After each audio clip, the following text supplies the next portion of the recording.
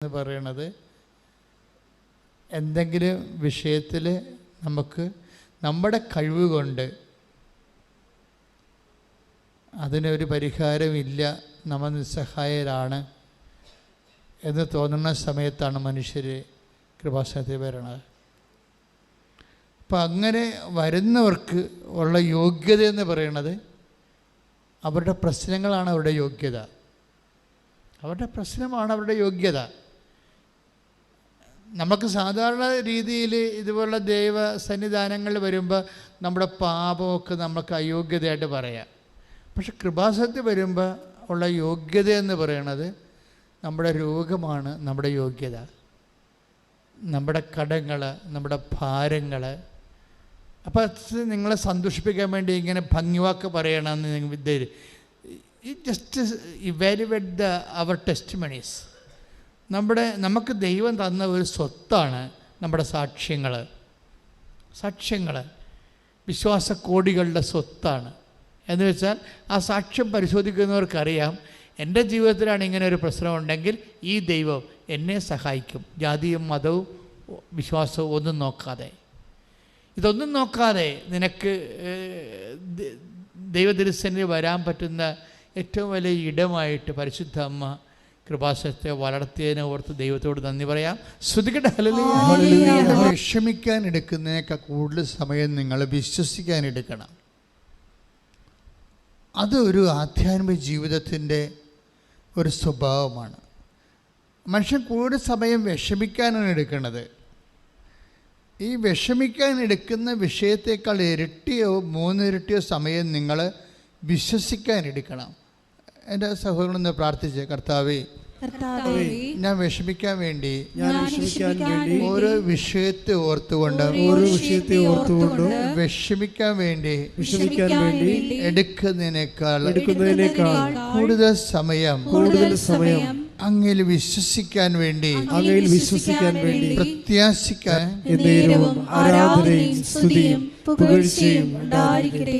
ഇത് ധ്യാനം രാവിലെ ആണ് സാധാരണ റെക്കോർഡ് ചെയ്യണത്. അപ്പോൾ രാവിലെ കുർബാന കഴിഞ്ഞപ്പോൾ എനിക്ക് ധ്യാനിപ്പിക്കാനുള്ള കാര്യങ്ങളൊന്നും ഈശോ പറഞ്ഞ് തന്നില്ല. സാധാരണഗതിയിൽ ധ്യാനത്തിന് 24 മണിക്കൂർ 48 മണിക്കൂറിനുള്ളിൽ കർത്താവ് എനിക്ക് ക്ലൂ തരും, ഈ വിഷയത്തിലൂടെയാണ് നമ്മളിന്ന് സഞ്ചരിക്കാൻ പോകുന്നത് എന്നൊക്കെ പറഞ്ഞു തരും, ഒരു അടയാളമൊക്കെ തരും. അപ്പോൾ ഞാനിങ്ങനെ ബ്രേക്ക്ഫാസ്റ്റ് കഴിഞ്ഞിട്ട് ഞാനിങ്ങനെ തണുത്തങ്ങനെ ഇരിക്കുകയാണ്. കർത്താവ് നമുക്ക് ആൾക്കാരെ കയറിയതിന് ശേഷം പിന്നെ പെടാൻ പറ്റും. എനിക്ക് വേണമെങ്കിൽ ഒരു 100,000 ധ്യാനം നടത്താൻ പറ്റും. കാര്യം ഞാൻ 36-37 കൊല്ലം ധ്യാനിപ്പിച്ച് പരിചയമുള്ള ആളാണ്. പക്ഷെ അതല്ല, അത് കാണാതെ പഠിച്ചോ അല്ലെങ്കിൽ ഏതെങ്കിലും ബൈബിൾ വാക്കിയോ അല്ലെങ്കിൽ കഥ നോക്കിയോ പറയണമല്ല. ഇത് ഡയറക്റ്റ് ജീസസ് സംസാരിക്കണം. തന്നെയല്ല, നേരത്തെ സംസാരിക്കാൻ പാടില്ല. അപ്പോൾ അത് കോപ്പി ഇടിയാവും. നേരത്തെ സംസാരിച്ച സമയങ്ങളില്ലേ എന്തുമാത്രം കാര്യങ്ങൾ ഈശോ ഉടമ്പടിയെക്കുറിച്ച് സംസാരിച്ചു. ധ്യാനത്തിൻ്റെ ഒരു റെവലേഷൻ എലമെൻറ്റ് വരണവരെ ഞാൻ അസ്വസ്ഥനായിരിക്കും. ഒരു റെവലേഷൻ കണ്ടൻറ്റ് എന്നുവെച്ചാൽ വെളിപാട് കണ്ടൻറ്റ് വരുന്നവരെ നമുക്ക് ദൈവത്തിൻ്റെ കയ്യൊപ്പുണ്ടെന്ന് പറയാൻ പറ്റത്തില്ല. അല്ലെങ്കിൽ പണ്ടത്തെ ധ്യാനത്തിൻ്റെ നേരെ അതുപോലെ പഠിച്ച് വീണ്ടും പറഞ്ഞ പോലെ ഇരിക്കും. അങ്ങനെയല്ല, വെളിപാടിൻ്റെ കണ്ടൻറ്റ് വരുമ്പോൾ നമുക്കറിയാം ഈ ഒരു ശക്തി, വെളിപാടിൻ്റെ കണ്ടൻറ്റ് കൊണ്ട് ശക്തിയാണ്, അതങ്ങനെ ധ്യാനത്തിൻ്റെ അവസാനം വരെ ഉണ്ടാകും. അപ്പോൾ അറിവല്ല കൊടുക്കുന്നത്, ആൾക്കാർക്ക് അഭിഷേകമാണ് കൊടുക്കുന്നത്. വ്യത്യാസമുണ്ട് ഭയങ്കര. അറിവിൻ്റെ അകത്ത് വരണ ഇൻഫർമേഷനാണ് വരണത്. ഇൻഫർമേഷനെ കൊണ്ട് നമുക്ക് പ്രത്യേകിച്ച് കാര്യമില്ല. കാര്യം ഇൻഫർമേഷൻ ഇപ്പോൾ കെമിസ്ട്രി ഇൻഫർമേഷനാണ്, മാത്തമാറ്റിക്സ് ഇൻഫർമേഷനാണ്, എല്ലാ നോളജും ഇൻഫർമേഷനാണ്. വേർഡ് ഓഫ് ഗോഡ് അങ്ങനെയല്ല. വേർഡ് ഓഫ് ഗോഡ് അനോയിൻറ്റിങ്ങാണ് വരേണ്ടത്. ശക്തി വരണം, അതിൻ്റെ സൗഖ്യം വരണം, ബോധ്യം വരണം, നിലനിൽപ്പ് വരണം. ബോധ്യം കിട്ടിയാൽ നമുക്ക് നിലനിൽക്കും. ഇത് ഇന്നതിനാണെന്ന് പറഞ്ഞാൽ നമ്മൾ നിലനിൽക്കും. പിന്നെ തന്നെയല്ല, നമ്മൾ ഇപ്പം നിനക്ക് ഒരു സിസ്റ്റം ഉണ്ടെന്ന് വിചാരിക്കുക. ഡോക്ടർ പറഞ്ഞു റിസൾട്ട് വന്നിട്ടില്ലെന്ന് വിചാരിച്ചോ, റിസൾട്ട് വന്നിട്ടില്ല. അപ്പം നീ പേടിച്ചിരിക്കുകയാണ്, റിസൾട്ട് എന്താകുമോ എന്ന് ഞാൻ.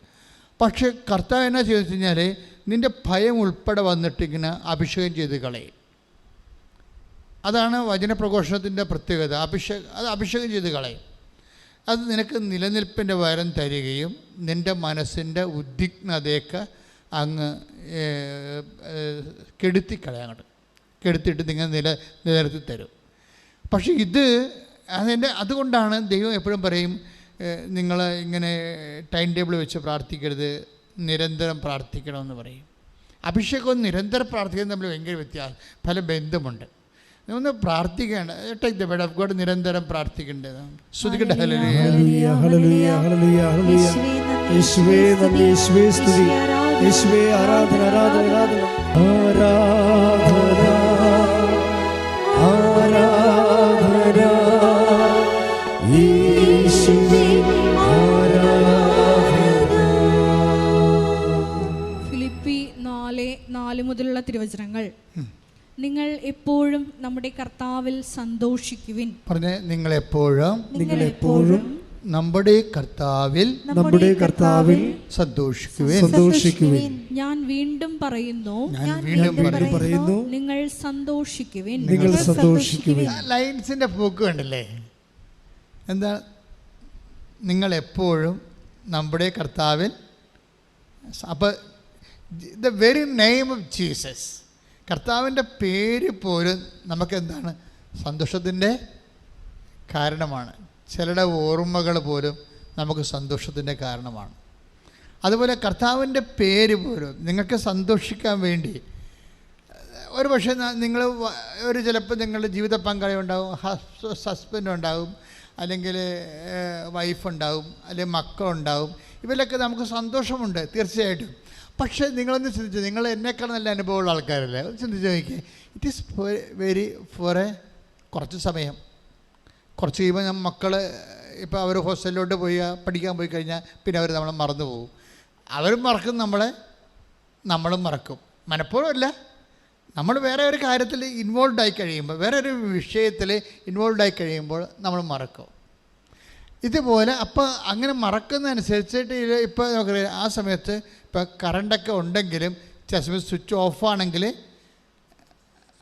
ഇലക്ട്രോണിക്സിൻ്റെ പ്രവാഹമില്ലാത്തത് കൊണ്ട് നമുക്ക് ഇലക്ട്രിസിറ്റി ഫീൽ ചെയ്യത്തില്ല.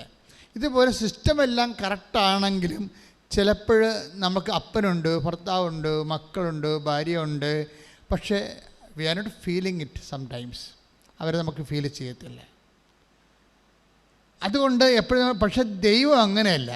ദൈവത്തിൻ്റെ സ്വിച്ച് ഓഫും സ്വിച്ച് ഓണും ഇല്ല, ബാക്കി എല്ലാ വിഷയങ്ങൾക്കും ഉണ്ട്. എന്താ പ്രശ്നം വെച്ചാൽ, നമ്മൾ ദൈവത്തിൻ്റെ കാര്യങ്ങളിൽ സീരിയസ് ആണ്, ദൈവത്തിൻ്റെ കാര്യങ്ങളിൽ നമ്മൾ അലേർട്ടാണ്. എന്ത് കാര്യം ചെയ്യുമ്പോഴും ഈശോയ്ക്ക് ഇഷ്ടപ്പെടുമോ, അല്ലെങ്കിൽ ഇങ്ങനെ ഞാൻ ചെയ്താൽ അതിന് ഈശോയ്ക്ക് ഉണ്ടാകുന്ന ഒന്നാമത്തെ ഈ കോൾഡോ നമുക്ക് ഈ രുചിഭേദങ്ങളെപ്പോലെ തന്നെയാണ്. ദൈവം ഒരു പേഴ്സണായത് കാരണം എല്ലാ വിധത്തിലുള്ള വിഷയങ്ങൾക്കും ന്യൂട്രല്ല ഒരിക്കലും.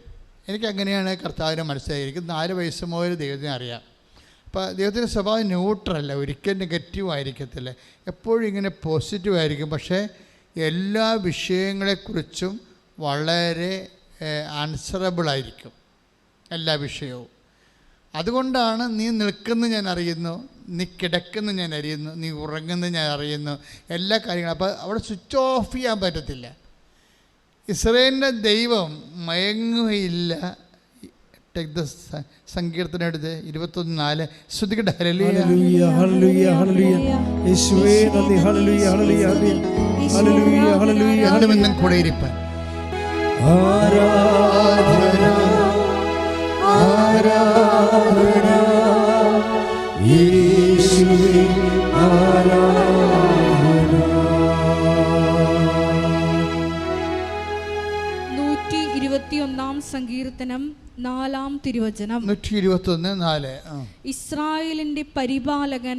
ഒന്ന് പറഞ്ഞേ. ഇസ്രായേലിന്റെ പരിപാലകൻ മയങ്ങുകയില്ല, ഉറങ്ങുകയുമില്ല. ഉറക്കവും മയക്കമൊക്കെ എല്ലാം ഒരുപോലെയാണല്ലേ? ഒരാൾ മയങ്ങിയിരിക്കണമെങ്കിലും ആൾ ഉറങ്ങിയിരിക്കണമെങ്കിൽ ഫലത്തിൽ ഉറക്കം തന്നെയാണ്. മനസ്സിലായില്ലേ? നമ്മൾ മയങ്ങിയിരുന്നാലും ഉറങ്ങിയിരുന്നാലും ഫലത്തിൽ ഉറക്കം തന്നെയാണ്. അതുകൊണ്ട് ഇന്ത്യൻ മീമാംസകളിലൊക്കെ ദൈവത്തിന് മീനാക്ഷി എന്നൊക്കെ വിളിക്കത്തില്ലേ? എന്താ മീനിൻ്റെ അക്ഷിയുള്ള ആൾ, കണ്ണിന് എന്താ മീനിന് കൺപോളയില്ലല്ലോ, അതിങ്ങനെ എപ്പോഴും തുറന്നിരിക്കുക അല്ലേ, എല്ലാം തുറന്നിരിക്കുക. അതുകൊണ്ടാണ് മീനിൻ്റെ കണ്ണ് എന്നുവെച്ചാൽ കൺപോളയില്ലാത്ത ആൾ, എപ്പോഴും എല്ലാം കണ്ടുകൊണ്ടിരിക്കുന്ന ആൾ, ഉറങ്ങാത്ത ആൾ, മയങ്ങാത്ത ആൾ. അതിൻ്റെ അങ്ങനെ പറയാൻ കഴിഞ്ഞാൽ അതിന് ഇസ്രയേൽ പറഞ്ഞിരിക്കുന്നത് ഇസ്രയേലിൻ്റെ പരിപാലകൻ എന്നാണ് പറയണത്. അപ്പോൾ ഇസ്രയേൽ എന്ന് പറഞ്ഞാൽ ആരാണ്? വിശ്വസിക്കുന്ന ആരും ഇസ്രയേലിനാണ്. ആരാണ് വിശ്വസിക്കണത് അവൻ ഇസ്രയേലിൻ്റെ അർത്ഥം എന്താണ്? The chosen. അതാണ് ദ ചോസൺ, തിരഞ്ഞെടുക്കപ്പെട്ടയാൾ. ദൈവത്താൽ ആർക്കാണ് വിശ്വാസമുള്ളത് അവൻ തിരഞ്ഞെടുക്കപ്പെട്ടയാളാണ്, അവൻ ഇസ്രയേലായി.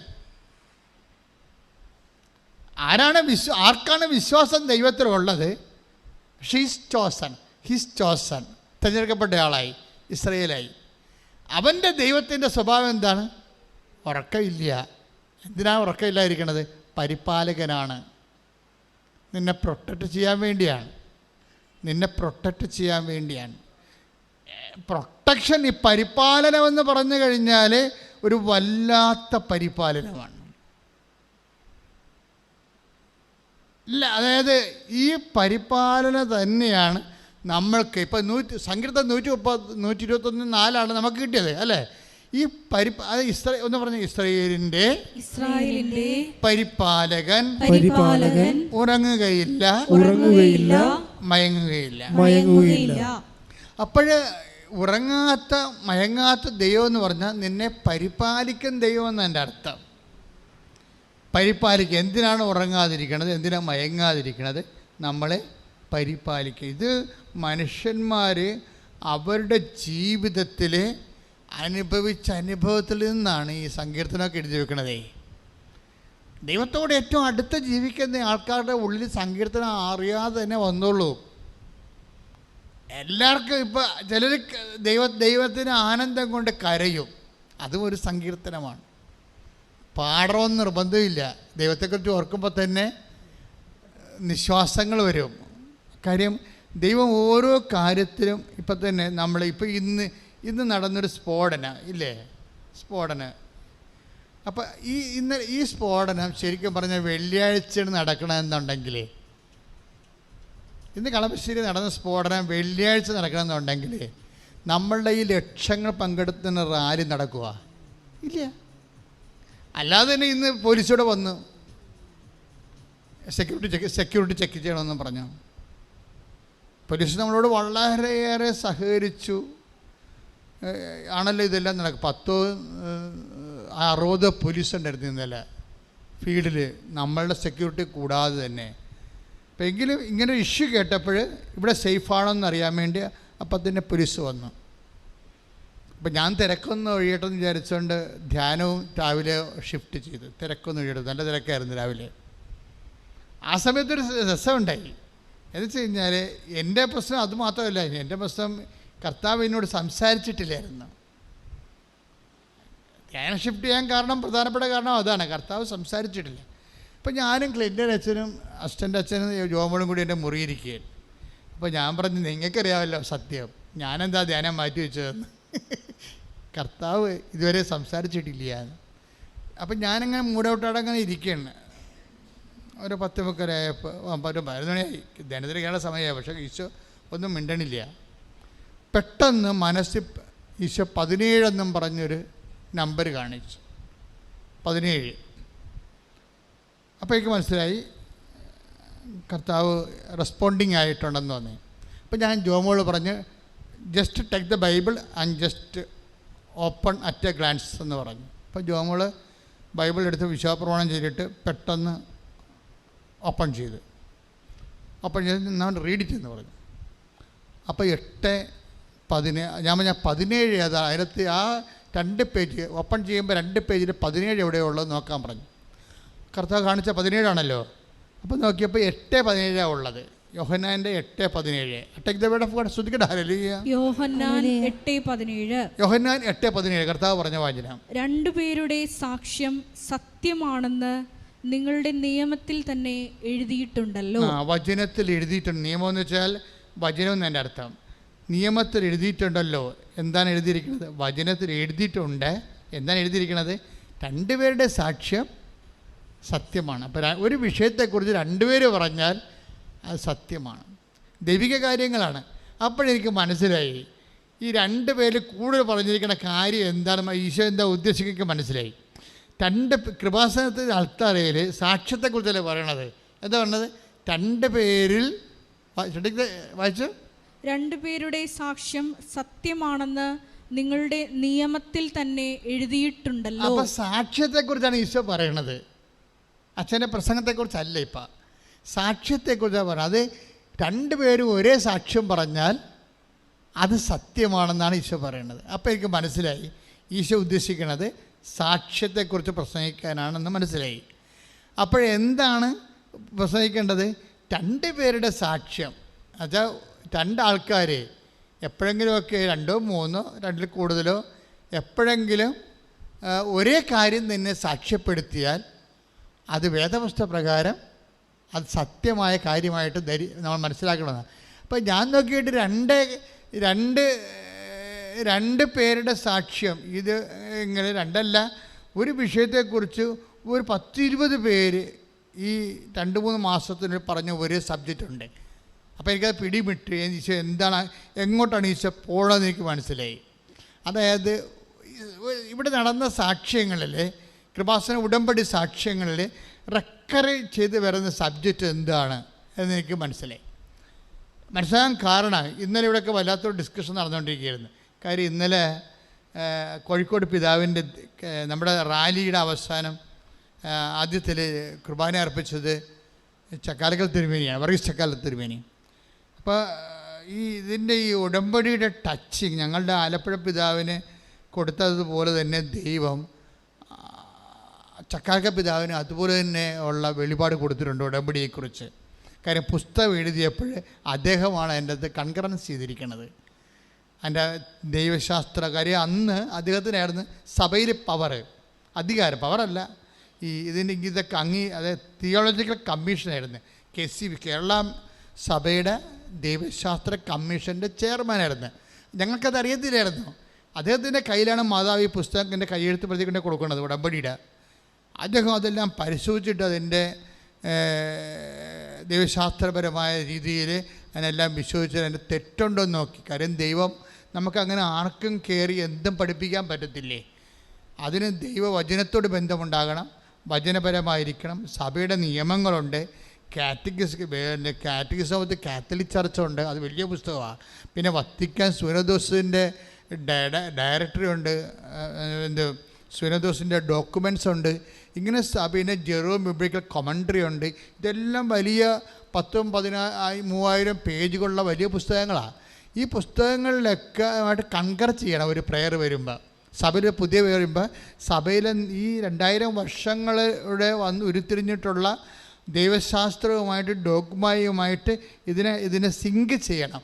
അല്ലെന്നുണ്ടെങ്കിൽ അബദ്ധ പ്രബോധനമാകും. വേണമെങ്കിൽ സഭയ്ക്ക് എന്നെ സസ്പെൻഡ് ചെയ്യാൻ പറ്റും. പെട്ടെന്നായിരിക്കും ഇതൊക്കെ നടക്കുന്നത്.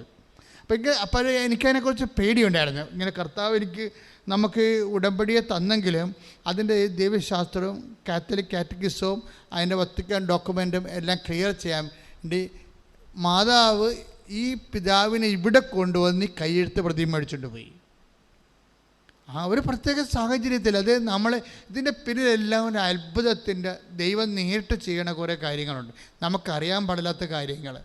എനിക്കറിയത്തില്ലായിരുന്നു വർഗീസ് പിതാവ്, ചക്കാലക്കൽ പിതാവാണ് തിയോളജിക്കൽ കമ്മീഷൻ്റെ ചെയർമാനെന്ന്. എനിക്കറിയാൻ പാടില്ല. രണ്ടാമത്തെ കാര്യം, ഇങ്ങനെയുള്ള പുസ്തകങ്ങളെ തിയോളജിക്കൽ കമ്മീഷനാണ് അവസാനമായിട്ട് പരിശോധിക്കേണ്ടതെന്നും എനിക്കറിയത്തില്ലായിരുന്നു. പക്ഷെ മാതാവിനെല്ലാം അറിയാം. അതാണ് നമ്മുടെ സംഭവം. എനിക്ക് 2 കാര്യം അറിയാൻ പാടില്ലായിരുന്നു. ഒരു കാര്യം എനിക്കറിയാൻ പാടില്ലാതിരുന്നത് തിയോളജിക്കൽ കമ്മീഷനാണ് ഇത് അടിസ്ഥാനപരമായിട്ട് മലയാളത്തിൽ ഇറങ്ങുന്ന കേരള സഭയിലുണ്ടാകുന്ന വിഷയങ്ങളെ പരിശോധിക്കേണ്ട ആളെന്ന് എനിക്കറിയത്തില്ലായിരുന്നു. രണ്ടാമത്തെ എനിക്കറിയാൻ പറഞ്ഞത് ചക്കാലക്കൽ പിതാവാണ് ഇത് പരിശോധിക്കേണ്ട ആളെന്നും എനിക്കറിയത്തില്ല. സത്യമായിട്ട് അറിയത്തില്ല. ആൾക്കാരെന്ന് ഞാൻ പറഞ്ഞ കാര്യമല്ലേ. പക്ഷേ ഇത് രണ്ടും മാതാവിനറിയാം.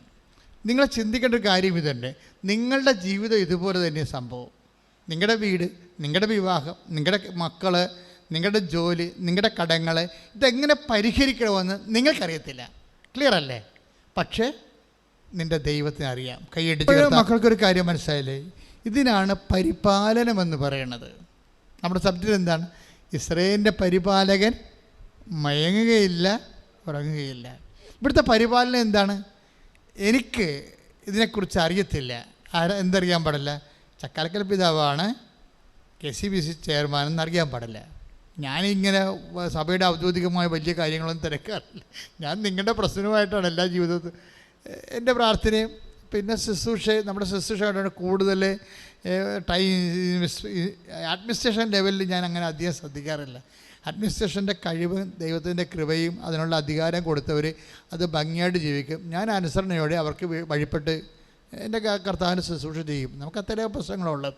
അപ്പോൾ അതുകൊണ്ട് എനിക്കറിയാൻ ഞാൻ ശ്രദ്ധിക്കാൻ എനിക്കറിയാൻ പറ്റാഞ്ഞത്. രണ്ടാമത്തെ കാര്യം എന്താ സംഭവം?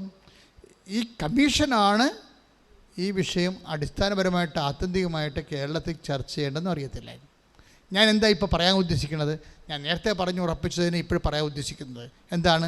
നിങ്ങളുടെ ജീവിതം, നിങ്ങളുടെ വീട്, നിങ്ങളുടെ ജീവിതം, നിങ്ങളുടെ സാമ്പത്തിക അവസ്ഥ, നിങ്ങളുടെ കടങ്ങൾ, നിങ്ങളുടെ ജോലി, നിങ്ങളുടെ കുടുംബത്തിൻ്റെ സമാധാനം, നിങ്ങളെവിടെ ജീവിക്കും, ഇതൊന്നും നിങ്ങൾക്കറിയത്തില്ല. കുറച്ച് കാര്യങ്ങളറിയാം, ചില കാര്യത്തെക്കുറിച്ച് നിങ്ങൾക്ക് ബിഗ് സീറോയാണ്, ഒന്നും അറിയത്തില്ല. പക്ഷേ എന്താ നമ്മുടെ ഉറപ്പ്? നിൻ്റെ ദൈവത്തിന് നിന്നെക്കുറിച്ച് എല്ലാം അറിയാം. നീ എവിടെയാണ് താമസിക്കേണ്ടത്, എങ്ങനെയാണ് നിൻ്റെ കടം പരിഹരിക്കേണ്ടത്, എങ്ങനെയാണ് നിൻ്റെ രോഗം സുഖപ്പെടേണ്ടത്, എവിടെയാണ് നീ പഠിക്കേണ്ടത്, എല്ലാം നീ ഇപ്പം അനുഭവിക്കുന്ന പ്രശ്നങ്ങൾക്ക് എന്താണ് പ്രതിവിധി എന്ന് നിൻ്റെ ദൈവത്തിനറിയാം. കൈയടിച്ച് കർത്താവ്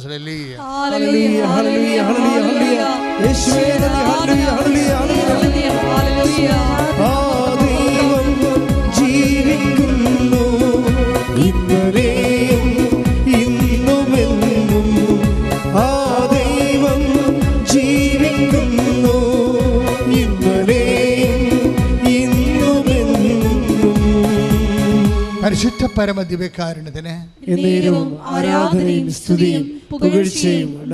അപ്പോൾ ഈശോയുടെ മനസ്സിൽ എന്താ ഉള്ളത്? രണ്ടുപേര് കൂടി പറയുന്ന സാക്ഷ്യങ്ങൾ, രണ്ടുപേരും ഒരേ കാര്യത്തെക്കുറിച്ച് സാക്ഷ്യം പറഞ്ഞാൽ അത് സത്യമാണ്. ഇപ്പോൾ രണ്ടുപേര് കൂടി പറഞ്ഞ സാക്ഷ്യങ്ങളിൽ ഈ ദിവസങ്ങളിൽ ചർച്ചയ്ക്ക് വന്ന എന്താണ്? അപ്പോൾ വർഗീസ് പിതാവ് ഇന്നലെ കുർബാന അർപ്പിച്ചപ്പോൾ അവസാനം പറഞ്ഞൊരു വാക്കുണ്ട്. എന്താണ്? അദ്ദേഹം ടൈക്കനപ്പായിപ്പോയി, അഭിഷേകത്തിൽ നിറഞ്ഞ് അദ്ദേഹം പറഞ്ഞ് ഇതിനൊരു ജപമാലയുടെ ഒരു വൈബ്രേഷൻ ഉണ്ടേ. എല്ലാ ജനങ്ങളും, ലക്ഷക്കണക്കിന് ജനങ്ങളിങ്ങനെ പ്രാർത്ഥിച്ച് അന്തരീക്ഷം മുഴുവൻ ദൈവ ചൈതന്യം നിറഞ്ഞു നിന്നപ്പോൾ അദ്ദേഹത്തിന് ഉണ്ടായിരുന്ന ഒരു ഉൾവിളിയുണ്ട്. എന്താണ്? അടുത്ത കൊല്ലം ഞാനും ഈ റാലിയുടെ കൂടെ നിങ്ങളുടെ കൂടെ നടന്നു വരുമെന്ന്. അതൊരു അഭിഷേകമാണ്. അതുകൊണ്ടല്ലേ പിന്നീട് ഒരു കാര്യം എന്താ അദ്ദേഹം അത് പറയാൻ കാരണം എന്ന് വെച്ചാൽ, അദ്ദേഹം പറഞ്ഞ അവസാനം പറഞ്ഞിട്ടില്ലേ, ഞാൻ അൾത്താരെ കയറിയപ്പോൾ ഞാൻ കൃപാസനം മാതാവ് എന്നോട് സംസാരിച്ചു. അതാണ്. അപ്പോൾ അത് കേട്ടപ്പോൾ എനിക്ക് രോമാഞ്ചായിപ്പോയി. ഇക്കാര്യം എനിക്കിത് അറിയാവില്ല, അമ്മയ്ക്ക് ഈ പരിപാടി ഉള്ളതാണെന്നറിയാം. എത്രയോ മനുഷ്യരോട് അമ്മ സംസാരിക്കുന്നത്. അതായത് ഞാൻ അൾത്താരെ കയറിയപ്പോൾ, ആദ്യമായി അൾത്താരെ കയറിയപ്പോൾ കൃപാസന അമ്മ എന്നോട് സംസാരിച്ചു. എന്താ സംസാരിച്ചത്? ഞാൻ നിന്നെ കാത്തിരിക്കുകയായിരുന്നു, ഞാൻ നിന്നെ കാത്തിരിക്കുകയായിരുന്നു. അപ്പോൾ എത്രയോ കാലമായിട്ട് ഈ ആൾ ഇവിടെ വരാൻ വേണ്ടി അമ്മ കാത്തിരുന്നു എന്നുള്ളതാണ്. അതിനെ കാത്തിരിക്കാൻ കാരണമുണ്ടായത് ഞാൻ എൻ്റെ പിതാവിനാണ് ഇങ്ങനെയുള്ള കാര്യങ്ങൾക്കെല്ലാം വിളിക്കുന്നത്, രൂപതാധ്യക്ഷനെ വിളിക്കത്തു. പിതാവ് പറഞ്ഞ് ആ ദിവസങ്ങൾ ഞാൻ കോഹിമയിലാണെന്ന് പറഞ്ഞായിരുന്നു. ഒക്ടോബർ 28 ഞാൻ കോഹിമയിലാണെന്ന് പറഞ്ഞു. അപ്പോൾ ഞാൻ പിതാവ് അങ്ങനെയാണെങ്കിൽ ഞാൻ ചക്കാലക്കൽ പിതാവിനെ വിളിച്ചോട്ടെ എന്ന് ചോദിച്ചു. അപ്പോൾ അതിനോട്ട് അപ്പോൾ ഞങ്ങളുടെ പിതാവ് എല്ലാം ഇങ്ങനെ പെട്ടെന്ന് സന്തോഷത്തോടെ അംഗീകരിച്ച് പ്രോത്സാഹിപ്പിക്കുന്ന ആളാണ്. അപ്പോൾ ഞാൻ 3 പിതാക്കന്മാരെ വിളിച്ചു. അപ്പോൾ എന്താ സംഭവിച്ചു കഴിഞ്ഞാൽ, പക്ഷേ പിതാവിൻ്റെ ആ സമയത്ത് ചക്കാലപ്പിതാവ് കുർബാന എടുത്ത് കഴിഞ്ഞ് സമ്മതിച്ചതിന് ശേഷം ഞങ്ങളുടെ പിതാവിൻ്റെ പ്രോഗ്രാം കട്ടായി, കോഹിമയിലെ പ്രോഗ്രാം കട്ടായി. അപ്പോൾ പിതാവ് ഫ്രീ ആയി. അപ്പോൾ ഞാൻ പിതാവിനോട് പിതാവ് വരുന്നില്ലേ, ഞാൻ തീർച്ചയായിട്ടും ഞാൻ വന്നോളാം എന്ന് പറഞ്ഞു. അപ്പോൾ അങ്ങനെ പിതാവ് വന്നു. പക്ഷേ കുർബാന ചെല്ലാൻ മാതാവ് ട്വിസ്റ്റ് നടത്തിയാണ് അവിടെ. അതാണ് അപ്പം ഞാൻ നിന്നെ കാത്തിരിക്കുകയെന്ന് പറഞ്ഞില്ല, അതാണ് എൻ്റെ അർത്ഥം. ആ പ്രോഗ്രാം കട്ടാക്കി ടെസ്റ്റ് ചെയ്ത് എഡിറ്റ് ചെയ്ത് കയറ്റിയതാണ്. അതായത് ഈ പരിപാലനം എന്ന് പറഞ്ഞ ഇതാണ്. ഇസ്രായേലിൻ്റെ ദൈവം മയങ്ങുകയില്ല, ഇസ്രായേലിൻ്റെ പരിപാലകൻ. നമ്മുടെ പ്രോഗ്രാം പോലും ഒരു പരിപാലനയുടെ ഭാഗമായിട്ട് മാറുകയാണ്. അത് നിങ്ങൾ എന്തുകൊണ്ടാണ് നിങ്ങളോട് ഞാൻ പറഞ്ഞത്, ഇപ്പം നിരന്തരം പ്രാർത്ഥിക്കേണ്ടതിൻ്റെ ആവശ്യത വ്യക്തമാക്കണം. Take the word of God. ശ്രദ്ധിക്കട്ടെ. ഹല്ലേലൂയ ഹല്ലേലൂയ ഹല്ലേലൂയ ഹല്ലേലൂയ ഹല്ലേലൂയ. യേശുവേ നന്ദി, യേശുവേ സ്തുതി. ഹല്ലേലൂയ ഹല്ലേലൂയ ഹല്ലേലൂയ. യേശുവേ നന്ദി. ഹല്ലേലൂയ ഹല്ലേലൂയ ഹല്ലേലൂയ. യേശുവേ നന്ദി. ഹല്ലേലൂയ ഹല്ലേലൂയ ഹല്ലേലൂയ. എപ്പോഴും പ്രാർത്ഥിക്കണം, എപ്പോഴും പ്രാർത്ഥിക്കണം എന്ന് കാണിക്കാൻ യേശു അവരോട് ഒരു ഉപമ പറഞ്ഞു. അപ്പം ദൈവത്തിൻ്റെ മനസ്സിലിരിപ്പ് എന്താണ്? പത്നാശരാകാതെ എന്ന് വെച്ച് കഴിഞ്ഞാൽ നമ്മൾ ടെൻഷൻ അടിക്കാതെ, തകർന്നു പോകാതെ, ശിഥിലമാകാതെ, മനസ്സ് ശിഥിലമാകാതെ പിന്നെന്ത് ചെയ്യണം? എപ്പോഴും പ്രാർത്ഥിക്കണം. എപ്പോഴും പ്രാർത്ഥിക്കുന്ന അതായത് നിങ്ങൾക്ക് നിങ്ങളുടെ പ്രാർത്ഥന ടൈം കൂടുന്നത്. ചിലർക്ക് പ്രാർത്ഥന എന്ന് പറയുമ്പോൾ അപ്പം തന്നെ ജപമാല എടുത്ത് അല്ലെങ്കിൽ തിരിയൊക്കെ കത്തിച്ച് കൈയും കാലും കഴുകി, അതല്ല. അത് നമ്മുടെ കറക്റ്റ് സിസ്റ്റമാറ്റിക് ആയിട്ടുള്ള നമ്മുടെ കോൺസ്റ്റിറ്റ്യൂട്ടഡ് പ്രെയറാണ്. അതല്ല. പ്രെയർ എന്ന് പറയുന്നത് ദൈവത്തെക്കുറിച്ചുള്ള ഓർമ്മയും ദൈവത്തോടുള്ള സ്നേഹവാത്സല്യങ്ങൾ തോന്നലും ഇതെല്ലാം കൂടുന്ന ഒരു ഇൻറ്റിമസി ഉണ്ട്. അതിനാണ് പ്രെയർ എന്ന് പറയുന്നത്. നമ്മൾ ചെയ്യുന്ന പ്രാർത്ഥന ചൊല്ലലല്ലേ, അത് അതിൻ്റെ കോൺസ്റ്റിറ്റ്യൂട്ടഡ് പ്രെയറാണ്. ഒരു മനുഷ്യൻ്റെ ജീവിതത്തിൽ യാമപ്രാർത്ഥനകളുണ്ടാവും. സന്ധ്യക്കുണ്ടാവും പ്രാർത്ഥിക്കും, വെളുപ്പിന് എഴുന്നേറ്റ് പ്രാർത്ഥിക്കും. നേരത്തേക്ക് ഞാൻ 2 മണിക്ക് പ്രാർത്ഥിക്കുകയാണ്. ഇപ്പോൾ എനിക്ക് കുറച്ച് അസുഖമൊക്കെ ആയത് കാരണം 2 മണിക്കുള്ള കാര്യം കിടക്കുമ്പോൾ തന്നെ ചിലപ്പോൾ 10, 11 മണി, ചിലപ്പോൾ 2 മണിയൊക്കെ നേരത്തെയൊക്കെ താമസിക്കും. അപ്പം അങ്ങനെ വരുമ്പോൾ പ്രഷറൊക്കെ ഈ ഉറക്കം നിൽക്കണ അത്ര നല്ല കാര്യമൊന്നുമല്ലേ. ചിലതൊക്കെ പ്രഷറൊക്കെ ഫോം ചെയ്ത് വരും. പിന്നെ കിഡ്നിയുടെയൊക്കെ പ്രോബ്ലം വരും. ഉറക്കം നിന്നാൽ അതിനെ കാര്യം. എനിക്ക് വേറെ സഭയില്ലല്ലോ. പകലെല്ലാം ജനങ്ങളുമായിട്ട് കൺഫ്യൂഷനും ധ്യാനവും പിന്നെ എഴുതണമെല്ലാം 10-20 പുസ്തകം എഴുതി, അതെല്ലാം രാത്രിയിൽ എഴുതണം. അപ്പം അതിന് ഉറക്കം വരും, പ്രഷറായി. അതായത് നമ്മൾ ചെയ്യുന്നതിന് എനിക്കെൻ്റെ മനസ്സിൽ എപ്പോഴും ഉണ്ടായിരുന്നൊരു കർത്താവ് എനിക്ക് തന്നിരിക്കുന്നത് ടൈം കുറവാണെന്ന് എപ്പോഴും എന്നോട് പറയുമായിരുന്നു. ടൈം കുറവാണ്. അപ്പോൾ ഞാനെന്ത് ചെയ്യും? അപ്പോൾ ലിമിറ്റഡ് തന്നിരിക്കുന്ന ടൈമിന് മാക്സിമം വർക്ക് ചെയ്യും. തന്നിരിക്കുന്ന ടൈമിന് യാതൊരു കോംപ്രമൈസും ഇല്ലാതെ വർക്ക് ചെയ്യും. അപ്പോൾ അങ്ങനെ വരുമ്പോൾ അതിൻ്റെ ഇടയിൽ കുറച്ച് മനുഷ്യനല്ലേ, ശാരീരിക പ്രശ്നങ്ങളൊക്കെ ഉണ്ട്. ഞാൻ ആ വിഷയം പറയാനല്ല ഉദ്ദേശിക്കുന്നത്. ഞാൻ പറയാൻ ഉദ്ദേശിക്കുന്നത് നമ്മളുടെ ജീവിതത്തിൽ ദൈവം ഉദ്ദേശിക്കുന്നത് ഭഗ്നാശരാകാതെ നിരന്തരം പ്രാർത്ഥിക്കണമെന്നാണ്. അപ്പം നിരന്തരം പ്രാർത്ഥിക്കുമ്പോൾ നിങ്ങൾ ഓർക്കും ഇതെല്ലാം യാചനാ പ്രാർത്ഥനയാണോ? മകളെ കെട്ടപ്രായമായ മകളുണ്ടെങ്കിൽ മകളെ കെട്ടിക്കണേ. അങ്ങനെയല്ല മക്കളെ. നല്ല ദൈവബന്ധമുള്ളവരൊന്നും പറയത്തില്ല ദൈവത്തോട് കാര്യങ്ങൾ. എന്ന് വെച്ച് കഴിഞ്ഞാൽ ദൈവമായിട്ട് നല്ല ബന്ധമായിരിക്കും, ദൈവത്തിന് വേണ്ടി ജീവിക്കും, ദൈവത്തിന് വേണ്ടി. ഇപ്പം ഞാൻ തന്നെ ഉടമ്പടി എഴുതിക്കൊണ്ടിരുന്ന സമയത്ത് പരിശുദ്ധാത്മ നൽകുകയാണ്. എല്ലാവരെ കൊണ്ടും ഭക്ഷണം കൊടുപ്പിക്കണം, എല്ലാവരെ കൊണ്ടും രോഗികളെ പോയി കാണാൻ പറയണം, തറവാട്ടിലുള്ള വലിയപ്പന്മാരെ നോക്കാതെ ഇരിക്കുന്നവരെയും കുളിക്കാതിരിക്കുന്നവരെയും കുളിക്കാൻ പറയണം. ഇപ്പം നമ്മൾ കല്യാണം കഴിപ്പിച്ച ഉടമ്പടി പുസ്തകം എഴുതിയപ്പോൾ ഏറ്റവും സീരിയസ് ആയിട്ട് അന്ന് ദൈവം പറഞ്ഞൊരു കാര്യമുണ്ട്. ഞാൻ തൈക്കാട്ടുശ്ശേരിയിൽ നിന്നാണ് കുറച്ച് സമയം എഴുതിയത്, പള്ളിയിൽ എഴുതുന്നുണ്ട്. അപ്പോൾ അതിനകത്ത് പറഞ്ഞാണ് തറവാടുകളിൽ മുതിർന്ന ആൾക്കാരുണ്ട്, അവിടെ കെട്ടി വന്നിരിക്കുന്ന പെൺപിള്ളേർ പുതിയ പ്രായക്കാരാണ്, അവർക്ക് കുഞ്ഞുങ്ങൾ 2 പേരുണ്ട്. പക്ഷേ കൂടെ ഉണ്ടായിരുന്നവരെല്ലാം മാറി താമസിച്ച് പോകുമ്പോൾ ഈ രോഗിയായിട്ട് കിടക്കുന്ന അപ്പനെ അയാൾ മണം വെച്ച് ഗന്ധം വെച്ച് ഭയങ്കരമായ അകൃതത്തിൽ കിടക്കുകയാണ്. അപ്പോൾ അവരുടെ സ്വത്ത് തർക്കമായിട്ടുള്ളത് കൊണ്ട് ഈ മൂത്ത ചേട്ടന്മാരുടെ വൈഫൊക്കെ ഒന്നോട് തിരിഞ്ഞു നോക്കത്തില്ല. പെൺമക്കളാണെങ്കിൽ അവർ ടീച്ചർമാരും സാറന്മാർക്കായിട്ട് പോയിട്ട് അവരും വന്ന് അപ്പൻ്റെ കാര്യം അന്വേഷിക്കത്തില്ല. അപ്പം അത് വന്ന് പരിപ്പിച്ചിട്ട് പോകും. ഇളയ മരുമകൾ തറവാട്ടിൽ നിൽക്കുന്നവളെ പരിപ്പിച്ചിട്ട് പോകുന്നല്ലാതെ ഇവർ നേരെ വന്ന് അപ്പനൊരു ചൂടുവെള്ളം പോലും കൊടുക്കുകയോ കോരിക്കൊഴിയോ ഇല്ല. ആ സമയത്ത് അവരെ പിള്ളേർ വരാമെന്നും പറഞ്ഞ് അവർ പോകും. അപ്പോൾ ഇങ്ങനെ കുറേ അനാഥ പ്രേതങ്ങളെ പോലെ കുടുംബങ്ങളിലൊക്കെ മുതിർന്നവർ രോഗികളായിട്ട് കുളിക്കാണ്ട് കിടപ്പുണ്ട്. അവരെ കുളിപ്പിക്കാൻ പറയണമെന്നതിനോട് പറഞ്ഞ് ഞാനത് എഴുതി വെച്ച്. രോഗികളെ നമ്മുടെ ഉടമ്പടിയിലെ പ്രധാനപ്പെട്ട സംഭവമാണ്. ഞാൻ ആദ്യകാലങ്ങളൊക്കെ അത് പറയുമായിരുന്നു. എനിക്ക് റെപ്പറ്റീഷൻ ചെയ്ത് പറയണത് ഇഷ്ടമില്ലാത്തത് കൊണ്ടാണ് പിന്നെ ഞാനത് സ്റ്റോപ്പ് ചെയ്തത്. പക്ഷേ ഉടമ്പടി എന്ന് പറയുമ്പോൾ ഇതെല്ലാം പ്രാർത്ഥനയുടെ ഭാഗമാണ്. മനസ്സിലായില്ലേ? പത്രം കൊടുക്കാൻ പോണതും അതിലൂടെ വിശ്വാസം കൈമാറുന്നതും അതുപോലെ തന്നെ എല്ലാം രോഗികളെ കാണാൻ പോകുന്നതും. ഇപ്പം നമ്മളിവിടെ ഒരു കൃപാസന മിഷൻ തുടങ്ങിയില്ലേ അപ്പുറത്ത്, കഴിഞ്ഞ വ്യാഴാഴ്ച വെഞ്ചരിച്ചു. അതായത് എന്താ സംബന്ധിച്ചാൽ നിങ്ങൾ കൊണ്ടുവന്ന പുതിയ തുണികളെല്ലാം ഉടുപ്പുകളെല്ലാം വെച്ചിരിക്കുകയാണ്. എന്നിട്ട് നിങ്ങളുടെ കൂടെ തന്നെ ഉടമ്പെടുക്കാൻ വരുന്ന കൂട്ടത്തിൽ പാവപ്പെട്ടവരുണ്ടെങ്കിൽ അവർക്ക് അവർ കൊണ്ട് കാര്യങ്ങൾ പറഞ്ഞു കഴിഞ്ഞാൽ ഉടനെ അവർക്ക് നിങ്ങൾ കൊണ്ടുവന്ന പാസ് ചെയ്ത് കൊടുക്കും ഉടുപ്പ്. അല്ല നിങ്ങൾ ആരെങ്കിലും കണ്ടുവച്ചിട്ടുണ്ടെന്ന് അവർക്ക് കൊടുത്താൽ കൊള്ളാമെന്ന് നിങ്ങൾക്ക് തോന്നുന്നുണ്ടെങ്കിൽ നിങ്ങൾ ഉടമ്പടി പത്രം മേടിച്ചിട്ട് അത് സൈൻ ചെയ്ത് വെച്ച് ഉടുപ്പ് എടുത്തു തരും. എന്ന് വെച്ച് കഴിഞ്ഞാൽ ഞാൻ നഗ്നനായിരുന്നു, നിങ്ങളെന്നെ ഉടുപ്പിച്ചു. അതാണ് സംഭവം. അതിങ്ങനെ ഗ്രാൻഡ് സ്കെയിലിൽ ഇപ്പോൾ നമുക്ക് 2000-ഓളം പീസ് ഇരിപ്പുണ്ട്. അപ്പോൾ അതിപ്പോൾ ഈ ഒക്ടോബർ മാസം അമ്മയുടെ റാലി കഴിയുമ്പോൾ ആൾക്കാർക്ക് കൊടുക്കുക. അതിനുവേണ്ടി പ്രത്യേക സ്ഥാപനം ഉണ്ടാക്കിയിരിക്കുകയാണ്, സോഷ്യോ എന്നും പറഞ്ഞ്, അവിടെ നമ്മുടെ പാർക്കിംഗ് സെൻറ്ററിലെ.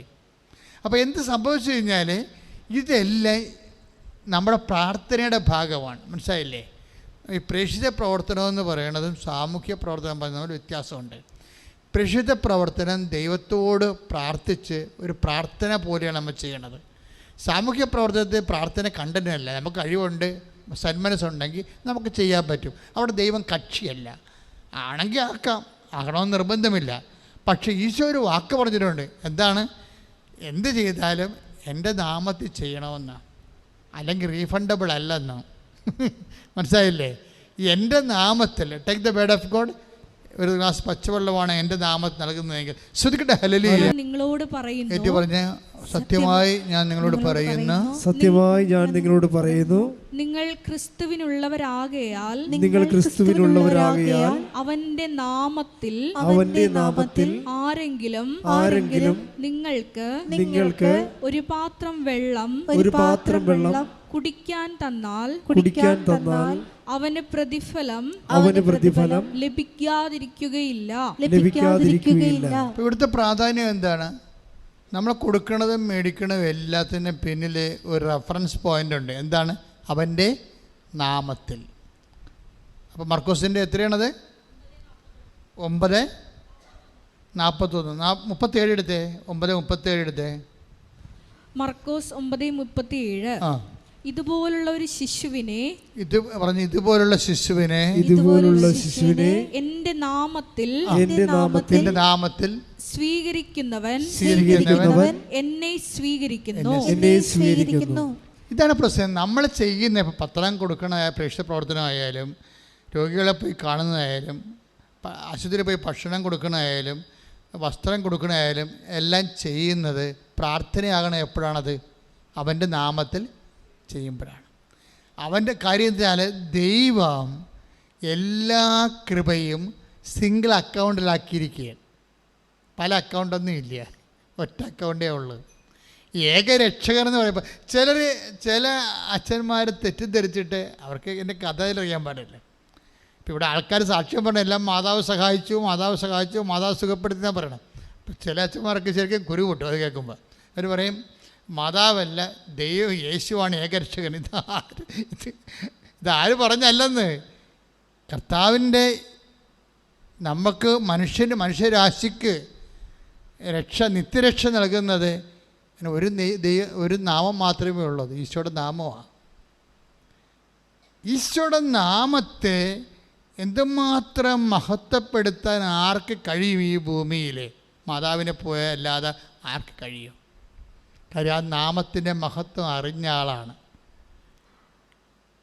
നമ്മുടെ പോലെയുള്ള വിശ്വാസമല്ലേ, നമുക്ക് അത്ഭുതങ്ങൾ കാണണ്ടേ? അതല്ലേ ഈശോ ചോദിക്കുന്നത്. അത്ഭുതങ്ങൾ കണ്ടല്ലാതെ നിങ്ങൾ വിശ്വസിക്കത്തില്ലല്ലോ എന്നൊക്കെ പറയണില്ലേ. സാധാരണ മനുഷ്യരെയും അമ്മയും തമ്മിൽ ഈശോ അവിടെ വെച്ചൊരു വാട്ടർ ടൈറ്റ് കമ്പാർട്ട്മെൻറ്റ് ഉണ്ടാക്കി തിരിക്കണം അവിടെ വെച്ചാണ്. അതുപോലെ നിങ്ങൾ അത്ഭുതം കണ്ടല്ലാതെ വിശ്വസിക്കത്തില്ലല്ലോ. ശ്രദ്ധിക്കട്ടെ. ഹല്ലേലൂയ ഹല്ലേലൂയ ഹല്ലേലൂയ. യേശുവേ നന്ദി, യേശുവേ സ്തുതി. ഹല്ലേലൂയ ഹല്ലേലൂയ ഹല്ലേലൂയ. യോഹന്നാൻ 6:26. യോഹന്നാൻ 6:26. യേശു പ്രതിവചിച്ചു, സത്യം സത്യമായി സത്യം സത്യമായി ഞാൻ നിങ്ങളോട് പറയുന്നു, അടയാളങ്ങൾ കണ്ടതുകൊണ്ടല്ല അപ്പം ഭക്ഷിച്ച് തൃപ്തരായതുകൊണ്ടാണ് നിങ്ങൾ എന്നെ അന്വേഷിക്കുന്നത്. അപ്പൊ ഈശോനെ അന്വേഷിക്കണമെങ്കിൽ സാധാരണ മനുഷ്യർക്ക് എന്തെങ്കിലും ആനുകൂല്യം കിട്ടിയിരിക്കണം, അല്ലെങ്കിൽ അവരെ അന്വേഷണമൊക്കെ നിർത്തും. അതാണ് വിഷയം, സാധാരണ മനുഷ്യർ. പക്ഷെ അമ്മ അങ്ങനെയല്ല.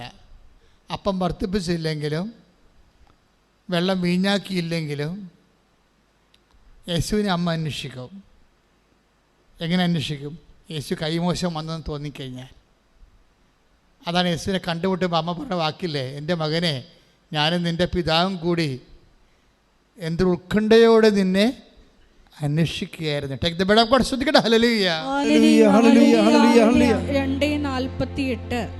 ലൂക്കാ 2:48 വായിച്ചോളൂ. അവനെ കണ്ടപ്പോൾ മാതാപിതാക്കൾ വിസ്മയിച്ചു. മാതാപിതാക്കന്മാർ വിസ്മയിച്ചു. അവന്റെ അമ്മ അവനോട് പറഞ്ഞു, മകനെ, നീ ഞങ്ങളോട് ഇങ്ങനെ ചെയ്തതെന്ത്? നിന്റെ പിതാവും ഞാനും ഉത്കണ്ഠയോടെ നിന്നെ അന്വേഷിക്കുകയായിരുന്നു.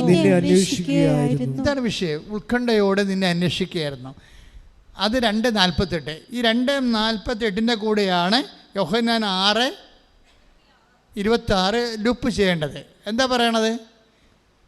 അടയാളങ്ങൾ കണ്ടുകൊണ്ടല്ലാതെ നിങ്ങൾ വിശ്വസിക്കത്തില്ലല്ലോ. ഇപ്പം മനുഷ്യനെ വിശ്വസിക്കണമെങ്കിൽ അടയാളം കാണണം. അടയാളം ഉള്ളത് കൊണ്ട് ഈശോ പറഞ്ഞു, നിങ്ങൾ അപ്പം തിന്ന് സംതൃപ്തരായത് കൊണ്ടാണ് എന്നെ അന്വേഷിക്കുന്നത്. അപ്പമെന്ന് പറഞ്ഞ സംഭവം ഇല്ലെന്നുണ്ടെങ്കിൽ നിങ്ങൾ എന്നെ അന്വേഷിക്കത്തില്ല. പക്ഷേ അമ്മയ്ക്ക് യേശുവിനെ അന്വേഷിക്കാൻ അപ്പത്തിൻ്റെ ആവശ്യമില്ല. യേശുവിനെ കൈമോശം വന്നാൽ മതി.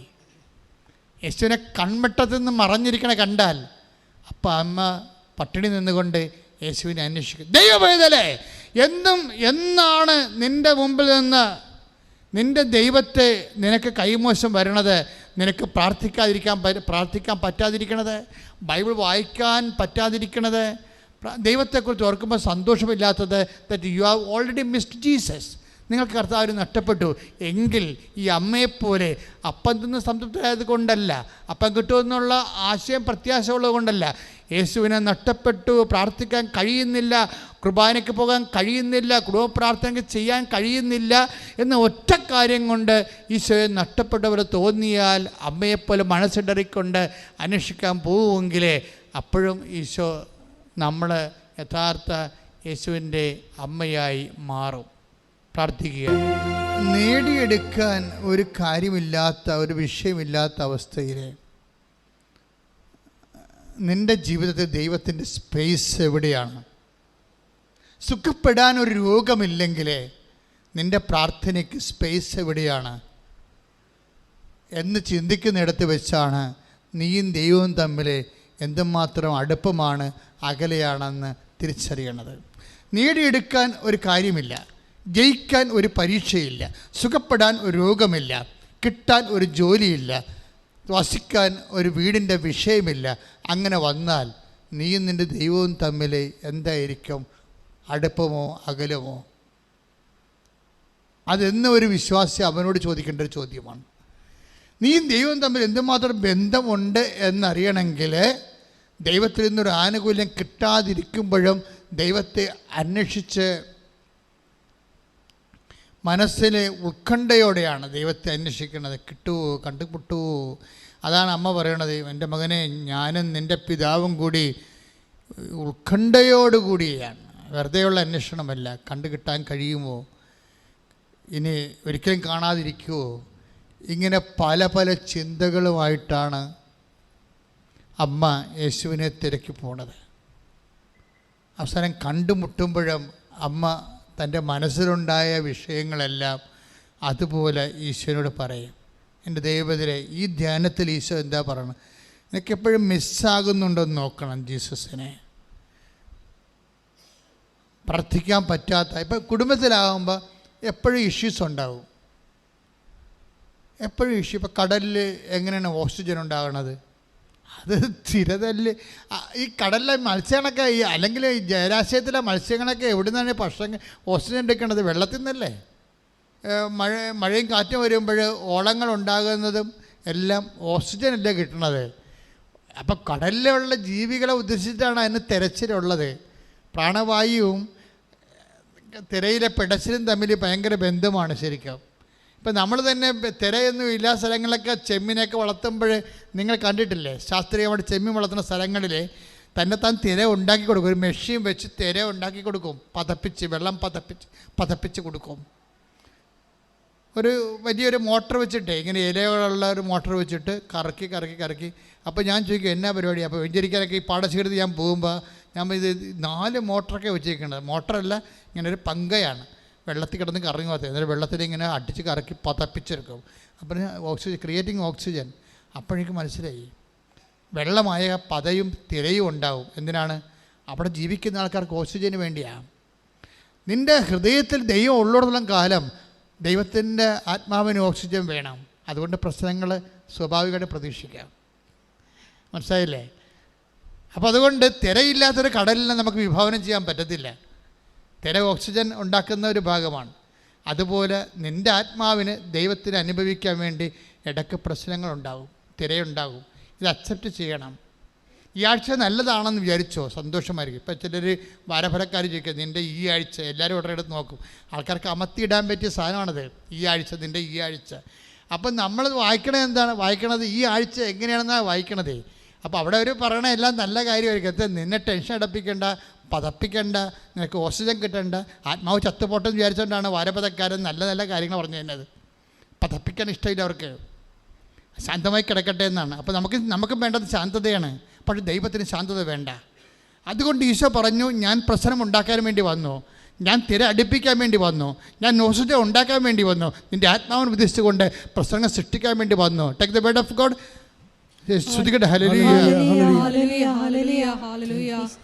ഭൂമിയിൽ വാളാണ് ഞാൻ കൊണ്ടുവന്നിരിക്കുന്നത്. ലൂക്ക 12:49. ഭൂമിയിൽ തീയിടാനാണ് ഞാൻ വന്നത് എന്ന് പറഞ്ഞേ. കണ്ട, ഭൂമിയിൽ തീയിടാനാണ് ഞാൻ വന്നത്. പൊള്ളുന്ന അനുഭവം ഉണ്ടാവുന്ന അർത്ഥം. ചിലപ്പോൾ ഭാര്യയുടെ വാക്കിൽ നിന്നായിരിക്കും നമുക്ക് പൊള്ളണത്. പക്ഷെ ബുദ്ധിയും ബോധവും ജ്ഞാനം ഉള്ളവൻ പറയണം, ഭാര്യയല്ല സംസാരിക്കണേ, കർത്താവ് പതപ്പിക്കണമെന്ന് മനസ്സിലാക്കണം. കർത്താവിൻ്റെ വചനം എന്താ പറഞ്ഞിരിക്കണത്? ചില മക്കൾ തന്നെ അങ്ങനെ തോന്നിയ വശം പറഞ്ഞവർ നമ്മുടെയൊക്കെ അവർ പതപ്പിക്കും നമ്മളെ. അതെന്താ പ്രശ്നം വെച്ച് കഴിഞ്ഞാൽ, ഭൂമിയിൽ തീയിടാനാണ് ഞാൻ വന്നത്. അത് ഇതിനകം കത്തി ജ്വലിച്ചിരുന്നെങ്കിൽ എനിക്ക് ഒരു സ്നാനം സ്വീകരിക്കാനുണ്ട്. അത് നിവൃത്തിയാകുവോളം ഞാൻ എത്ര ഞെരുങ്ങുന്നു. പ്രശ്നം വെച്ച് കഴിഞ്ഞാൽ ഈ സ്നാനം എന്നൊക്കെ പറയണത് ഒരു കുളിപ്പിക്കലാണ്, കൃപയുടെ കുളിപ്പിക്കലാണ്. നമ്മൾ ജ്ഞാനസ്നാനപ്പെട്ടപ്പോൾ നമുക്ക് ലഭിച്ച വരപ്രസാദമാണ്. ഈ വരപ്രസാദം എന്ന് പറയുന്ന ഓക്സിജൻ, ആത്മാവിൻ്റെ ശ്വസനവായുവാണത് വരപ്രസാദം. ഇത് ഈ കൃപ ഉണ്ടാകണമെങ്കിൽ കുരിശുണ്ടാകണം. അതുകൊണ്ട് തീ ഇടയ്ക്കിടയ്ക്ക് വീഴും, പൊള്ളുന്ന അനുഭവം ഉണ്ടാവും, പതപ്പിക്കും. ഇതിൻ്റെ പ്രശ്നം എന്താ? ഇതെല്ലാം അക്സെപ്റ്റ് ചെയ്തുകൊണ്ട് വേണം ലൈഫിനെ ദൈവത്തിനെ അതിൻ്റെ അകത്ത് കക്ഷി ചേർക്കാൻ. അങ്ങനെ വരുമ്പോൾ എന്താ പറ്റണത്? ഉത്കണ്ഠയൊക്കെ ഉണ്ടാവും. പക്ഷേ അതിൻ്റെ പേരിൽ പെയ്തും പെരുക്കുകയും ബഹളം ഉണ്ടാക്കുകയും അസ്വസ്ഥപ്പെടുകയും ചെയ്യത്തില്ല. എന്താ കാര്യം? അമ്മ ഹൃദയത്തിൽ സംഗ്രഹിച്ചൊന്ന് അതിൻ്റെ കൂടെ എഴുതിയിരിക്കണത്. ഉത്കണ്ഠ ഉണ്ടായി, പക്ഷെ ഉത്കണ്ഠയുടെ അർത്ഥം കക്ഷിക്ക് മനസ്സിലായി. ഞാനും നിൻ്റെ പിതാവും കൂടി നിന്നെ നഷ്ടപ്പെട്ടപ്പോഴേ ഞാനും നിൻ്റെ ഇപ്പോൾ 2:48 എന്താ പറയണത്? ലുക്കാൻ്റെ സുവിശേഷം 2:48, ഞാനും നിൻ്റെ പിതാവും കൂടി നിന്നെ ഉത്കണ്ഠയോടെ അന്വേഷിക്കുകയായിരുന്നു. പക്ഷേ ഉത്കണ്ഠ ഉണ്ടാക്കിയ സാഹചര്യം എന്താണ് എന്ന് ആൾ മനസ്സിലാക്കി കഴിഞ്ഞു. അത് പിതാവിൻ്റെ പ്രവൃത്തിയാണെന്ന് മനസ്സിലായി. കർത്താവ് പറയുന്നുണ്ട്, കണ്ടുമുട്ടിയപ്പോൾ ഈശോ പറയുന്നുണ്ട്, നിങ്ങൾ എന്തിനാണ് എന്നെ അന്വേഷിച്ചത്. ഞാൻ എൻ്റെ പിതാവിൻ്റെ പ്രവൃത്തികളിൽ വ്യാപൃതനായിരിക്കേണ്ടവനാണെന്ന് നിങ്ങൾക്ക് അറിയാമല്ലോ. I presuppose that it is not to you. എനിക്കറിയാം നിങ്ങൾക്കത് അറിയേണ്ടതാണെന്ന്. പക്ഷേ അമ്മയുടെ സ്വഭാവമല്ലേ, അമ്മയല്ലേ, പെട്ടെന്ന് ആശയമൊന്നും ഓർത്തില്ല. ആൾ കൈമോശം വന്നപ്പോൾ പടച്ചു പോയി, ആൾ ഉത്കണ്ഠ കയറിപ്പോയി. ആ ഉത്കണ്ഠ അഡ്രസ്സ് ചെയ്തുകൊണ്ടാണ് ഈശോ സംസാരിക്കുന്നത്. ഇങ്ങനെ ഉത്കണ്ഠപ്പെടേണ്ട കാര്യമില്ല, it is not to you. ഞാൻ എൻ്റെ പിതാവിൻ്റെ കാര്യത്തിൽ വ്യാപൃതനാകേണ്ട ആളാണെന്ന് നിങ്ങൾക്ക് അറിവുള്ളതല്ലേ എന്ന് പറഞ്ഞപ്പോഴാണ് അമ്മ അറിവ് ആ ഇമോഷൻ ലെവലിൽ നിന്ന് ബുദ്ധിപരമായ ലെവലിലേക്ക് അറിവിനെ കൊണ്ടുവന്നിട്ട് അമ്മ അടുത്ത വാക്ക് പറയും. വചനം എന്ത് പറയും? അവളെല്ലാം ഹൃദയത്തിൽ സംഗ്രഹിച്ചു. അതാണ് സമ. ലൂക്ക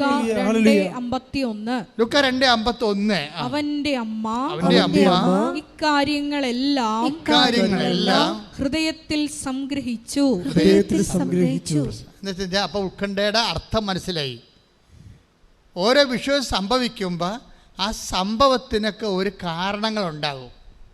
അതുകൊണ്ടാണ് ബൈബിൾ പറയണത് സംഭവിച്ചതെല്ലാം അവൻ മൂലമാണ്, അവനെ കൂടാതെ ഒന്നും സംഭവിച്ചിട്ടില്ല. അപ്പോൾ ഓരോ വിഷയങ്ങളും സംഭവിക്കുമ്പോൾ ഓർക്കണം. Take the bed for Yohannan 1:3. ശ്രദ്ധിക്കട്ടെ. ഹല്ലേലൂയ ഹല്ലേലൂയ ഹല്ലേലൂയ ഹല്ലേലൂയ യേശുവേ നന്ദി. ഹല്ലേലൂയ ഹല്ലേലൂയ ഹല്ലേലൂയ.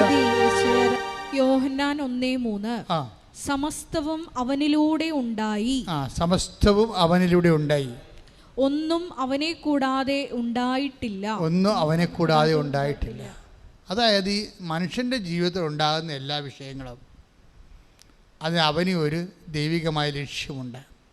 ഈ ലക്ഷ്യം മനസ്സിലാകുന്നവരെ നമ്മൾ ഉത്കണ്ഠപ്പെട്ടിരിക്കും. മനസ്സിലാക്കി കഴിഞ്ഞാൽ ഹൃദയത്തിൽ സംഗ്രഹിക്കും. അതാണ് മരിയൻ സ്പിരിച്വാലിറ്റി എന്ന് പറയണത്. പ്രാർത്ഥിക്കുക. പൈതൽ എന്ന് പറയുന്നത് എന്താണ്? ദൈവ പൈതൽ എന്ന് പറയുമ്പോൾ നമ്മൾ ഇപ്പോൾ ദൈവാത്മാവിനാൽ നയിക്കപ്പെടുന്നവരെല്ലാം ദൈവത്തിൻ്റെ മക്കളാണ്. That's okay. ദൈവത്തിൻ്റെ ആത്മാവിനാൽ നയിക്കപ്പെടുകയാണ് നമ്മുടെ ജീവിതത്തിൻ്റെ. ഇപ്പോൾ 8:14 റോമാലേഖനത്തിൽ പറയണത് ദൈവാത്മാവിനാൽ പറഞ്ഞേ നയിക്കപ്പെടുന്നവരെല്ലാം ദൈവത്തിൻ്റെ മക്കളാണ്. അതൊരു ആശയപരമായിട്ട് ദൈവശാസ്ത്രപരമായിട്ടും അതാണ് അതിൻ്റെ ശരി. പക്ഷെ പ്രയോഗത്തിലെ വേറെ ഒരു ദൈവ പൈതലുണ്ട്. പ്രയോഗത്തിലെ ഒരു പൈതലിൻ്റെ പ്രശ്നം എന്താ?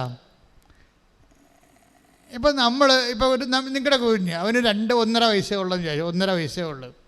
അവൻ ഇങ്ങനെ ജലദോഷം വന്ന് മൂക്കടച്ചിരിക്കണം വിചാരിച്ചു. അപ്പോൾ കുഞ്ഞ് പറയുക എൻ്റെ മൂക്കടച്ചിരിക്കുകയാണ്, ഒന്ന് ചീറ്റി തരാൻ പറയുക. ഒരു വയസ്സുകാരൻ പറയുക എന്നെ പറയത്തില്ല. പക്ഷെ അമ്മയ്ക്ക് മനസ്സിലാകും. അമ്മയെടുത്ത് അവൻ മൂക്കും കൊണ്ട് വരും. അവൻ ഇങ്ങനെയൊക്കെ കാണിച്ചിട്ട് അമ്മയെടുത്ത് വരും. അപ്പോൾ അമ്മയ്ക്ക് മനസ്സിലായി അടഞ്ഞിരിക്കുകയാണെന്ന് പറയും. അപ്പോൾ അമ്മ അതിൻ്റെ അടുത്ത് പിഴിഞ്ഞ് കൊടുക്കും, ഇല്ലേ? ദാറ്റ് മീൻസ് ഇതൊരു പൈതലാണ്. അവൻ്റെ മൂക്ക് ചീറ്റണമെന്ന് അവന് ആഗ്രഹമുണ്ട്. പക്ഷെ അവനെ കൺവേ ചെയ്യാൻ പറ്റും. അവൻ എന്താണ് അവൻ്റെ പ്രശ്നമെന്ന് അറിയത്തില്ല. ശ്വാസം മുട്ടുന്നുണ്ട്, പക്ഷേ it is not known to him what is his problem. നമുക്ക് സംഭവിക്കാം, എന്തൊരു കുഴപ്പമുണ്ട്, എന്താണ് നമുക്കറിയത്തില്ല. അപ്പോൾ അവൻ വന്ന് അമ്മയുടെ ഇങ്ങനെ നിൽക്കുകയും ഒക്കെ ചെയ്യുമ്പോൾ അമ്മയ്ക്ക് മനസ്സിലാകും ഇത് മൂക്കള കയറിയിരിക്കുകയാണ്, ചീറ്റി കൊടുക്കണമെന്ന് പറയും. ഇതൊരു പൈതൽ അങ്ങനെയാണ്. നിസ്സാര മൂക്ക് ചീരണ കാര്യങ്ങൾക്ക് പോലും അമ്മയെ ആശ്രയിക്കും. ഇങ്ങനെയാണ് പൈതൽ ജനിക്കണത്. ദൈവ പൈതൽ അങ്ങനെയാണ്. ഇപ്പം നിനക്ക് പൈസ ഉണ്ട്, നിനക്ക് വേണമെങ്കിൽ കലൂർ ടൗണിൽ പോയി തക്കാളി വാങ്ങിക്കാം, അല്ലെങ്കിൽ അരി വാങ്ങിക്കാം. അതിന് നിനക്ക് വണ്ടിയുണ്ട്, വണ്ടി പെട്രോളുണ്ട്, ഓടിക്കാൻ നിനക്കറിയാം, ലൈസൻസ് ഉണ്ട്, ഓക്കെ. പക്ഷേ എന്നാലും നീ ദൈവ പൈതലാണെങ്കിൽ ഒന്ന് പറഞ്ഞിട്ട് പോകും. അവിടെയാണ് പ്രശ്നം. ദൈവ പൈതൽ അല്ലെങ്കിൽ ഞാൻ കാശുണ്ട്, എൻ്റെ കാശുണ്ട്, ഞാൻ വേറെ എടുത്ത കാശാണ്, എനിക്ക് പെട്രോളുണ്ട്, എനിക്ക് ലൈസൻസ് ഉണ്ട്, പിന്നെ ഞാൻ എന്താ ദൈവത്തോട് പറയണത്? ഇതാണ് ജഡിക പൈതൽ എന്ന് പറയുന്നത്. ജഡിക പൈതൽ ഒരു കാര്യം ദൈവത്തോട് പറയത്തില്ല. ദൈവ പൈതൽ എല്ലാ കാര്യങ്ങളും അവനെ അറിയാവുന്ന കാര്യം പോലും ചെയ്യാവുന്ന കാര്യം പോലും ദൈവത്തോട് പറയും. ഇതാണ് എപ്പോഴും സന്തോഷത്തോടെ ഇരിക്കാനും ഇടതടവില്ലാതെ പ്രാർത്ഥിക്കാനും മടുപ്പ് കൂടാതെ പ്രാർത്ഥിക്കാൻ പറയുമ്പോൾ എല്ലാ കാര്യവും പ്രാർത്ഥനയുടെ സബ്ജക്റ്റാണ്. അല്ല നമുക്കൊരു പ്രശ്നം ഉണ്ടാകുമ്പോൾ മാത്രം പ്രാർത്ഥനയല്ല. നമുക്കൊരു പ്രശ്നം ഉണ്ടാകുമ്പോൾ അപ്പോൾ ഇങ്ങനെ ഈ പ്രശ്നം ഉണ്ടായാലൊക്കെ പ്രാർത്ഥിക്കാൻ പറ്റത്തില്ലല്ലോ. അതാണ് പ്രശ്നം. അപ്പം നമുക്ക് പണമില്ലെങ്കിൽ മാത്രം അപ്പൻ്റെ അടുത്ത് വരികയും പണം ഉള്ളപ്പോൾ കൂട്ടുകാരത്ത് പോവുകയും ചെയ്യുമ്പോൾ ശരിക്കും പറഞ്ഞാൽ നീ ജാരസന്തതിയാണ്. അതാണ് പ്രശ്നം. നമുക്ക് ഒരു ആവശ്യമുള്ളപ്പോൾ മാത്രം അപ്പനെയും അമ്മേനെ വേണം. ആവശ്യമില്ലാത്തപ്പോൾ നിങ്ങൾ കൂട്ടുകാരുടെ കാര്യങ്ങൾ അന്വേഷിച്ച് അപ്പനെയും അമ്മയെ തിരക്ക് പോലും ഇല്ല എന്ന് പറഞ്ഞു കഴിഞ്ഞാൽ റിലേഷൻസ് പ്രശ്നമുണ്ട്. റിലേഷൻ എന്ന് പറയുമ്പോഴേ ദൈവവുമായിട്ടുള്ളത് റിലേഷനാണ്.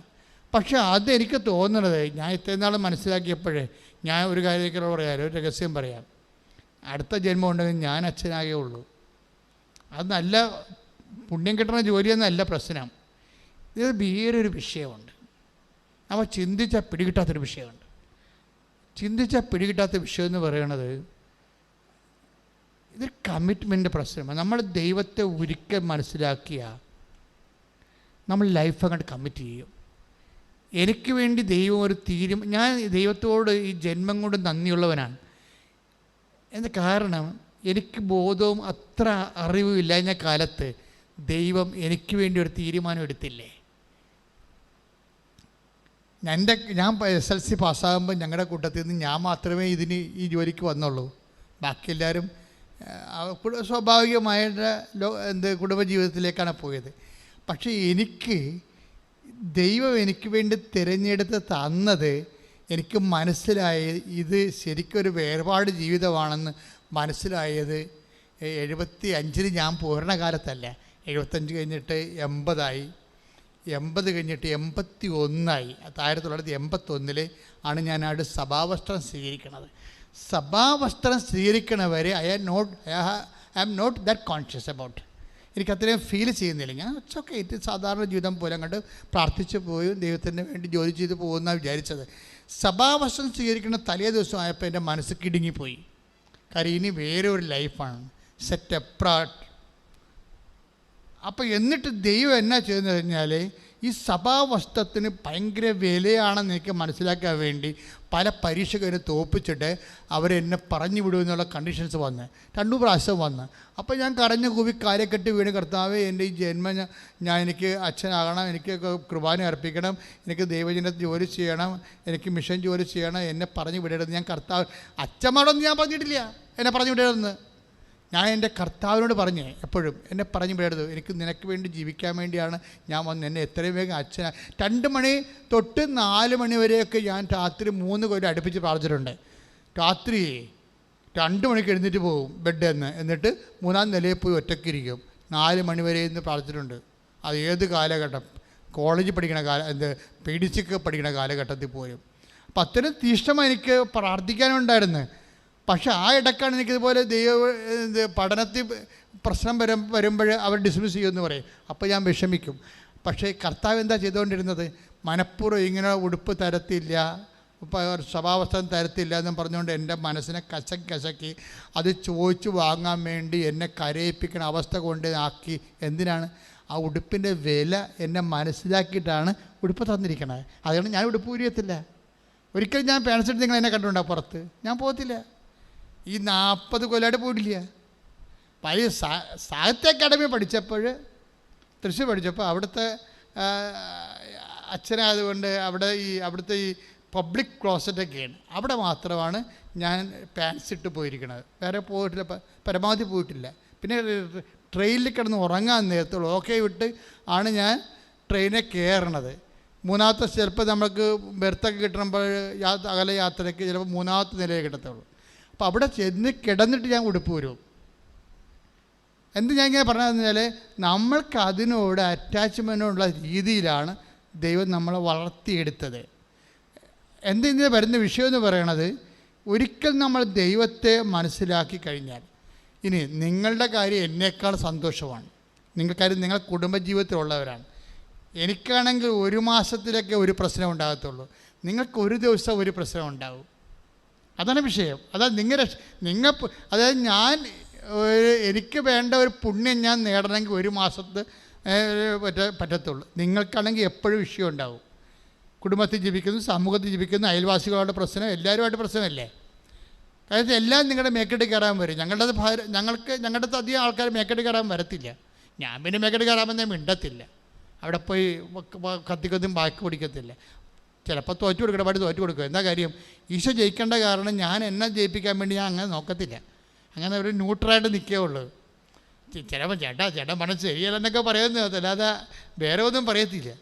എന്താ പ്രശ്നം വെച്ചാൽ ഒരു ഇഷ്യൂ അങ്ങനെ ഡെവലപ്പ് ക്രിയേറ്റ് ചെയ്ത അവിടെ എനിക്ക് ജയിക്കേണ്ട ആവശ്യമില്ല. അവിടെ ഞാൻ ജയിച്ച ചിലപ്പോൾ ഈശോ തോക്കുകയാണെങ്കിൽ തീർച്ചയായിട്ടും നമ്മൾ ജയിച്ചതുകൊണ്ട് പ്രയോജനമില്ലാതെ വരും. അപ്പോൾ അത് കുറച്ച് നാൾ നിങ്ങൾ പരിശോധിച്ച് കഴിയുമ്പോൾ മനസ്സിലാകും. ഒത്തിരി കാര്യങ്ങൾക്ക് പോയി നിങ്ങൾ വാക്കത്തിക്ക് വട്ടം പിടിക്കേണ്ട ആവശ്യമില്ല. കുറച്ചും കണ്ട് വിട്ടുകൊടുക്കുക. ദൈവത്തെ നിങ്ങൾ പ്രധാനപ്പെട്ട ആളായിട്ട് കണ്ടിട്ട് ദൈവം എൻ്റെ ജീവിതത്തിൽ എൻ്റെ വിശ്വാസം തോക്കരുത്, ഞാൻ തോറ്റാലും എൻ്റെ വിശ്വാസം തോക്കരുതെന്ന് പറയണം. അങ്ങനെ വന്നാൽ നിങ്ങൾ ഒരു പ്രശ്നവും നിങ്ങൾക്ക് ഉണ്ടാകത്തില്ല. ഞാൻ തോറ്റാലും എൻ്റെ വിശ്വാസം, കാര്യം എൻ്റെ വിശ്വാസം എന്ന് പറയുന്നത് എന്താണ്? എൻ്റെ ദൈവത്തിലാണ് ഞാൻ വിശ്വസിക്കുന്നത്. അപ്പം ദൈവമാണത്. വിശ്വാസം തന്നെ എത്തിക്കണം, ദൈവത്തിലല്ലേ എത്തിക്കണത്. അപ്പോൾ അത് ഒരു നിലപാടിൻ്റെ ഭാഗമാണ്. ആധ്യാത്മിക ജീവിതം എന്ന് പറയുന്നത് കുറച്ചിങ്ങനെ കസ്തർക്കം മിസ്തർക്കം എന്നൊക്കെ പറഞ്ഞാൽ പ്രാർത്ഥിക്കണമല്ല. അത് സൈലൻ്റ് ആയിട്ടുള്ള ഒരു ഡിസ്പോസിഷനാണ്, നിലപാടാണത്. ഒരു നിശബ്ദ നിലപാടാണ് ആധ്യാത്മികത എന്ന് പറയുന്നത്. അത് നിനക്കും നിൻ്റെ ദൈവത്തിനും എല്ലാവർക്കും അത് എക്സ്പ്ലെയിനബിൾ അല്ല. എല്ലാവരോടും അവർ പറയും ബുദ്ധിമോശം കാണിച്ചില്ലേ, മണ്ടത്തരമല്ലേ, ഇതെന്താണ് മറ്റുള്ള നമ്മുടെ വായുടെ അകത്ത് കയറി കൈ ഇട്ട് കഴിഞ്ഞാൽ സ്വാഭാവികമായിട്ട് അളം മുട്ടി ആരാണ് കടിക്കാത്തത്, നീ മനുഷ്യരാണെന്നൊക്കെ അത് ചോദിക്കും. That's okay. അമ്മ ഇതിനെല്ലാം പറ്റിയ ആളാണ്. അമ്മ ദൈവം നഷ്ടപ്പെട്ടു പോകാതിരിക്കാൻ വേണ്ടി ഒരിക്കൽ നഷ്ടപ്പെട്ടതിൻ്റെ അനുഭവം അവർക്ക് മനസ്സിലാക്കിയതാണ്. അവർക്ക് അത്ര ഉത്കണ്ഠയായിട്ട് ഉറങ്ങാത്ത രാത്രിയായിരുന്നു. 2ാമത്തെ ദിവസവും 3ാം ദിവസമാണ് ഈശോനെ കണ്ടുമുട്ടുന്നത്. അപ്പോൾ ഉത്കണ്ഠ കൊണ്ട് ഉറങ്ങാതെ കിടന്ന ദിവസമാണ്. അപ്പോൾ ദൈവം നഷ്ടപ്പെടുന്നത് എന്താണെന്ന് ഈ അമ്മയ്ക്കറിയാം. അതുകൊണ്ട് അമ്മ എപ്പോഴും ഹൃദയത്തിൽ സംഗ്രഹിക്കുകയുള്ളൂ. കാര്യം ഞാൻ ജയിച്ചിട്ടോ ഞാൻ ദൈവം നഷ്ടപ്പെടരുത് എന്നുള്ള ഒരു ചിന്ത. ആധ്യാത്മിക ജീവിതം സത്യസന്ധമായ ഒരു നിലപാടുകളാണ്. ഞാൻ എന്താ ഇങ്ങനെ പറഞ്ഞതെന്ന് വെച്ച് കഴിഞ്ഞാൽ, എപ്പോഴും സന്തോഷമായിരിക്കുക, ഇടതടവില്ലാതെ പ്രാർത്ഥിക്കുക. ഈ മുത്തേടൻ അച്ഛൻ ബൈബിൾ തർജ്ജിമ ചെയ്തപ്പോൾ പറഞ്ഞത് ഭഗ്നാശരാകാതെ നിരന്തരം പ്രാർത്ഥിക്കാനുള്ള പുതിയ സംസ്കൃത വാക്കൊന്നും അല്ല പുള്ളിക്കാരൻ പറഞ്ഞത്, മടുപ്പ് കൂടാതെ പ്രാർത്ഥിക്കണമെന്ന്. അതാണ് എനിക്കിഷ്ടം. ഞാൻ ഈ POC-ക്കാരൻ്റെ തർജ്ജിമയേക്കാളും ഞാൻ ഇന്നും മനസ്സിൽ കൊണ്ടുവയ്ക്കണ മുത്തേടൻ ഉൾഗാത്തായി നേരിട്ട് എടുത്തിട്ട് നാട്ടുഭാഷയെ സംസാരിക്കും. മടുപ്പ് കൂടാതെ പ്രാർത്ഥിക്കാൻ അവൻ അവരോട് ഇപ്പോൾ പറഞ്ഞു. അപ്പോൾ സ്വാഭാവികമാണ്, മനുഷ്യൻ്റെ അനുഭവമായിട്ട് ബന്ധമാണത്. പ്രാർത്ഥനയ്ക്ക് ഉള്ളിടത്തോളം മടുപ്പ് വേറെ എന്തിനുണ്ട്? വേറെ ഒന്നിനുമില്ല. ഈ ലോകത്ത് നമുക്ക് ഏറ്റവും കൂടുതൽ മടുപ്പുള്ള സംഭവം എന്താണ്? പ്രാർത്ഥനയാണ്. കഴിഞ്ഞ ദിവസങ്ങളിൽ അവൻ്റെ പേരെന്താ, ഇമ്മാനുവൽ ഇവിടെ ഒരു 22 വയസ്സാണ് പയ്യൻ വന്നിവിടെ. അപ്പം ഇമ്മാനുവൽ വന്ന് ഇമ്മാനുവലിൻ്റെ ചേച്ചി ഉടമ്പടി എടുത്തിട്ട് അവളെ ലിഫ്റ്റ് ചെയ്ത്, അമ്മയുടെ രൂപ അറിയാമല്ലോ, അമ്മ ഇങ്ങനെ പിടിച്ചോണ്ട് പോകുന്നത് ലിഫ്റ്റ് ചെയ്ത് കളയും. നടന്ന് കയറാൻ പറ്റാത്തവരാണ് പിള്ളേരെ നമ്മൾ എന്ത് ചെയ്യും? അമ്മമാർ ഇപ്പോൾ അമ്മയും കുഞ്ഞും കൂടി പള്ളിയിൽ പോയി, 2 വയസ്സുള്ള കൊച്ചും കൂടി പള്ളിയിൽ കൂടി പോയി, അല്ലെങ്കിൽ അവനത് പനിയാണ്, അത് നടന്നിട്ട് കയറണില്ല, അമ്മ എന്ത് ചെയ്യും? എടുക്കും. ഇത് തന്നെ നിന്നോട് അമ്മ ചെയ്യും. അവൻ്റെ ചേച്ചിയെ ലിഫ്റ്റ് ചെയ്ത് നടന്ന് വരികയെന്ന് മനസ്സിലായപ്പോൾ അമ്മ അരയിലെടുത്തുകൊണ്ട് ജർമ്മനി കൊണ്ടുപോയി. അപ്പോൾ ഇമ്മാനുവലിന് വിശ്വാസമായി, ഞാനും ഒരു പൊട്ടനാട് ജീവിക്കുകയാണ്, എനിക്ക് നടക്കാൻ പറ്റത്തില്ല, അതുകൊണ്ട് ഞാനും വന്ന് ഉടമ്പടി എടുക്കാമെന്ന് വിചാരിച്ചു. അപ്പോൾ ഒരു വീട്ടിൽ നിന്ന് 2 പേർക്ക് ഉടമ്പടി എടുക്കാൻ പറ്റുകയെന്ന് അറിയാമെങ്കിൽ ഇമ്മാനുവലിന് ഉടമ്പടി എടുക്കണം. ചേച്ചി പോയി രക്ഷപ്പെട്ട പോലെ എനിക്കും രക്ഷപ്പെട്ടത് പറഞ്ഞ് അവൻ ഇവിടെ വന്ന്. അപ്പോൾ ഇവിടെ വന്നപ്പോൾ ഒരു സ്ത്രീ സ്വരം വളരെ ഭവ്യവും സ്വർഗീയവുമായി, ഇമ്മാനുവൽ കയറി വരൂ. അവൻ ഞെട്ടിപ്പോയി. ഇമ്മാനുവൽ കയറി വരൂ. അത്രയും കൊതിയോടുകൂടി കൃപാസനം മാതാവ് ആരോ ആണെന്ന് അവൻ ചിന്തിച്ചും ധ്യാനിച്ചും പ്രാർത്ഥിച്ചും ഈ അമ്മയുടെ സ്റ്റെപ്പ് ചവിട്ടിയപ്പോൾ അവൻ വിളിച്ചു, ഇമ്മാനുവൽ. അപ്പോൾ എൻ്റെ പേര് വിളിക്കാൻ ആരാണെന്ന് നോക്കിയിട്ട് അവന് പരിചയമുള്ള ആരും ഇവിടെ ഇല്ല. അതാണ്, അവന് പരിചയമുള്ള ആരുമില്ല, ബന്ധുക്കളിലെ സ്വന്തപ്പെട്ട കൂട്ടുകാർ ആരുമില്ല. ഇവിടെ വരുമ്പോൾ ഇമ്മാനുവൽ കയറി വരൂ. അത് കൃപാസന അമ്മ ഒരു സാന്നിധ്യമാണ് ശരിക്കും പറഞ്ഞാൽ. അതൊരു ആശയമോ ഒരു തിരുസ്വരൂപമോ ഒന്നുമല്ല, അതൊരു സാന്നിധ്യമാണ്. അത് ഉടമ്പടിയിലൂടെയാണ് നമുക്ക് ഈ സാന്നിധ്യം. നിങ്ങൾക്കറിയാമല്ലോ ഉടമ്പടി നിങ്ങൾ ഉടമ്പടിയിലൊരു 10,000 സാക്ഷ്യം നമ്മുടെ കയ്യിലുണ്ട്. 10,000 ഒന്നും അല്ല കേട്ടോ. ഈ സഭയിൽ ഇതുപോലെ സാക്ഷ്യമുള്ളൊരു പ്രയറില്ല, അത് നിങ്ങൾക്കറിയാം.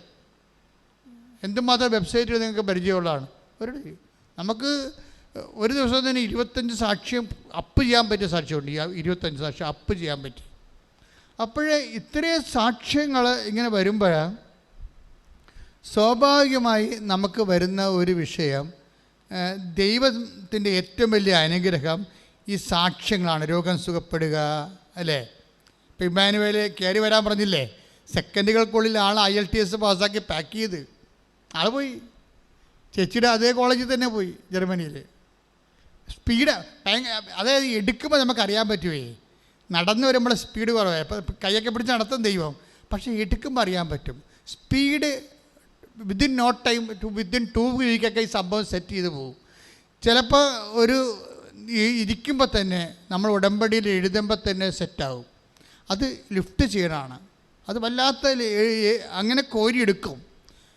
എടുത്ത് പിന്നെ നമ്മളുടെ ശക്തിയിലല്ല, നിങ്ങൾ എനിക്ക് തോന്നുന്നത് സറണ്ടർ ചെയ്യണമെന്നാണ് തോന്നുന്നത്.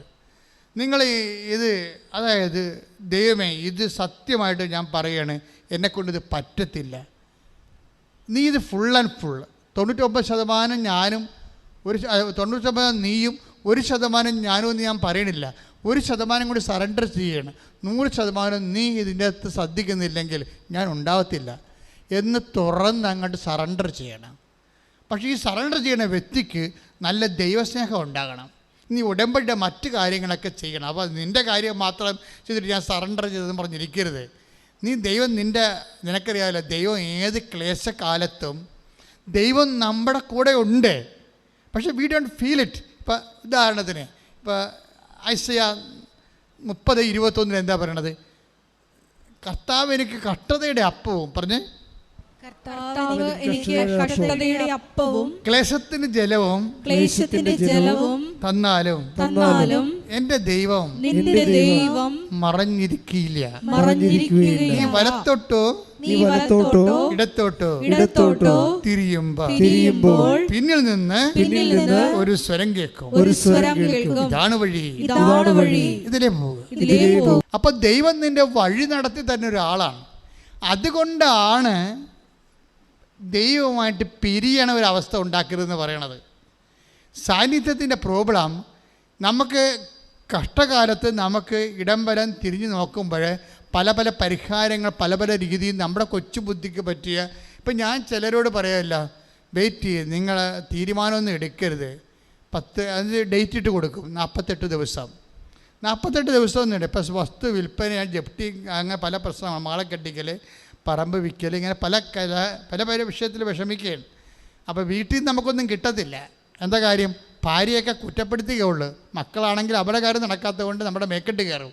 നമുക്കാണെങ്കിൽ വീട്ടിൽ വരാൻ തോന്നണമില്ല. കാര്യം ഭക്ഷണം തന്നെ വല്ലയിടത്തും കിട്ടിയെങ്കിൽ അവിടെ നിന്ന് കഴിക്കാം. ഒക്കെ വീട്ടിൽ വരുമ്പോൾ ഓരോരുത്തരും മോന്തയും കണ്ടിട്ട് അവരത് ചെയ്തായിരുന്നു, അവിടെ പോയായിരുന്നു, അവരെന്ത് പറഞ്ഞ് ഇവരെന്ത് പറഞ്ഞു. ഊട് കഴിച്ചുകൊണ്ടിരിക്കുമ്പോൾ ഇവർ കളാ ഈ ബുദ്ധിയും ബോധമില്ലാത്ത പെണ്ണുങ്ങൾ നമ്മളെ പിന്നെ പിരികേറ്റും. അവരെന്ത് പറഞ്ഞ് അവിടെ പോയില്ല. അപ്പോൾ നമ്മൾ ഭക്ഷണം കഴിക്കണം, ഇവർക്ക് മറുപടി പറഞ്ഞു കൊടുക്കണം. ചിലർ കല്യാണം കഴിക്കുന്നുണ്ടെങ്കിലും ബോധമില്ലാത്ത ഒത്തിരി പെണ്ണുങ്ങൾ കല്യാണം കഴിച്ച് ഭാര്യമാരായിട്ടുണ്ട്. അതിൻ്റെ കാര്യത്തിന് അവർക്കറിയത്തില്ല ഇയാൾ എങ്ങനെയാണെങ്കിൽ പൊള്ളിപ്പഴുത്ത് വരികയാണോ. അവരോട് ഊണ് കഴിക്കുമ്പോൾ വല്ലവരും സംസാരിക്കുക. ഊണ് കഴിക്കുമ്പോൾ സംസാരിച്ച് പിന്നെ മറുപടി അവസ്ഥ നമ്മൾ ഇട്ടു പോകും. അപ്പോൾ അദ്ദേഹത്തിന് എനിക്ക് വേണത് നിങ്ങൾ ഇങ്ങനെയുള്ള സാഹചര്യങ്ങളിൽ കുറച്ച് സംസാരിച്ചിട്ട് ബാക്കി ദൈവത്തോട് പറയണം. ഇവരോട് സംസാരിച്ച കാര്യമില്ല. കാരണം നിങ്ങൾക്കൊരു ഭാര്യ അല്ലെങ്കിൽ ഭർത്താവ് 10-15 കൊല്ലം ജീവിക്കുമ്പോൾ അതെന്ത് ഉരുപ്പടിയാണ് നിങ്ങൾക്കറിയാൻ പറ്റും. പിന്നെ അവരെ കറക്റ്റ് ചെയ്യാൻ വേണ്ടി മരണം വരെ നിങ്ങൾ എനർജി ചിലവാക്കിയിട്ട് കാര്യമുണ്ടോ? ഒരു കാര്യമില്ല. നമുക്കറിയാൻ പറ്റുമല്ലോ, ഒരു 5 കൊല്ലം ജീവിക്കുമ്പോൾ തന്നെ അറിയാൻ പറ്റും ഭർത്താവ് എന്ത് ജാതിയാണ്, ഭാര്യ എന്ത് ജാതിയാണ്. അപ്പോൾ പിന്നെ നിങ്ങൾക്ക് എന്ത് ചെയ്യാൻ പറ്റും? നീ സ്റ്റോപ്പ് ദ ബിസിനസ് എന്ന് വെച്ച് കഴിഞ്ഞാൽ അവരോട് ആ വിഷയം സംസാരിച്ച പ്രശ്നം ഉണ്ടാക്കേണ്ട കാര്യമില്ല.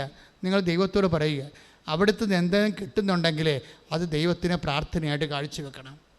നമ്മുടെ ആന്തരിക ആത്മാവിന് പ്രാണവായു കൊടുക്കാൻ വേണ്ടി കടലിൽ അലകളുള്ളതുപോലെ, അലകളിൽ ഓക്സിജൻ ജനിക്കുന്ന പോലെ നമ്മുടെ പ്രശ്നങ്ങൾ പ്രാർത്ഥനയാക്കി മാറ്റുമ്പോൾ ഈ വിശ്വാസത്തിൻ്റെ, ദൈവസ്നേഹത്തിൻ്റെ, അതുപോലെ തന്നെ പ്രത്യാശയുടെ, ദൈവകൃപയുടെ ഓക്സിജൻ, പ്രാണവായു, കൃപ രൂപപ്പെട്ടു വന്നിരിക്കും. ഇത് ഇരട്ടത്തക്കത്തിനാണ് സംഭവിക്കുന്നത്. ഇത് വിവേചിക്കണ കൊണ്ടാണ് മറിയം അങ്ങനെയുള്ള തക്കങ്ങളിലൂടെ പോകുമ്പോൾ അവർ ഹൃദയത്തിൽ സംഗ്രഹിച്ചു അതിനെക്കുറിച്ച് ധ്യാനിക്കും. പ്രാർത്ഥിക്കുക. കർത്താവ് ദൈവമേ, ജീവിതത്തിന്റെ ഇരുട്ട് തക്കങ്ങളിലെ ആത്മാവിന്റെ പ്രാണവായു ഉൽപ്പാദിപ്പിക്കുന്ന അലയൊലികളുടെയും കാലങ്ങളിലെ കർത്താവേ കൃപയാർജിക്കുന്ന പരിസ്ഥിതിയെ വിവേചിച്ച് മനസ്സിലാക്കി അത് പരിപാലനയുടെ ഭാഗമായി മനസ്സിലാക്കി ദൈവത്തിന് നന്ദി പറയുക. പ്രാർത്ഥനയോടെ മടുപ്പുകൂടാതെ പ്രാർത്ഥനയോടെ ഇടതടവില്ലാതെ പ്രാർത്ഥനയോടെ അങ്ങേ അനുഭവിക്കുവാൻ എന്നെ അഭിഷേകം ചെയ്യണം. ഇപ്പോഴും നമ്മൾ കർത്താവിൽ നിന്ന് കേട്ടുകൊണ്ടിരിക്കുന്ന സംഭവം, എല്ലാത്തിനും മാനുഷിക പരിഹാരമുണ്ട്, ദൈവിക പരിഹാരമുണ്ട്. അപ്പം നീ വലത്തോട്ടോ ഇടത്തോട്ടോ തിരിയുമ്പോൾ പിന്നിൽ നിന്ന് ഒരു സ്വരം കേൾക്കുക. ഇപ്പം നമ്മൾ വിചാരിക്കാത്ത ഒരു പുതിയ പരിഹാരം ഒരു വിഷയത്തിന് വരുമ്പോൾ നിങ്ങൾ ദൈവത്തിൻ്റെ സാന്നിധ്യം വിവേചിക്കണം. ആ ദൈവമാണ് ഇടപെട്ടിരിക്കുന്നത്. നിങ്ങൾ വിചാരിക്കാത്ത ഒരു പരിഹാരം, നിങ്ങളുടെ ബുദ്ധിയിലില്ലാഞ്ഞ ഒരു പരിഹാരം പെട്ടെന്ന് ഈ വിഷയത്തിലേക്ക് വന്നു ചേരുമ്പോൾ, കാരണം ദൈവത്തിന് നിങ്ങൾ ഈ സാക്ഷ്യങ്ങൾ കേൾക്കുമ്പോൾ അറിയാൻ പറ്റും. അതായത് സാക്ഷ്യങ്ങൾ കേൾക്കുമ്പോൾ അവർക്കൊരു പരിചയമില്ലാത്ത ആൾക്കാരെ ചുമ്മാ ഇവർക്ക് കൊണ്ടുവന്ന് വിസ കൊടുക്കണതൊക്കെ കാണാം. കഴിഞ്ഞ ദിവസം ഒരു സാക്ഷ്യം ഉണ്ടായി.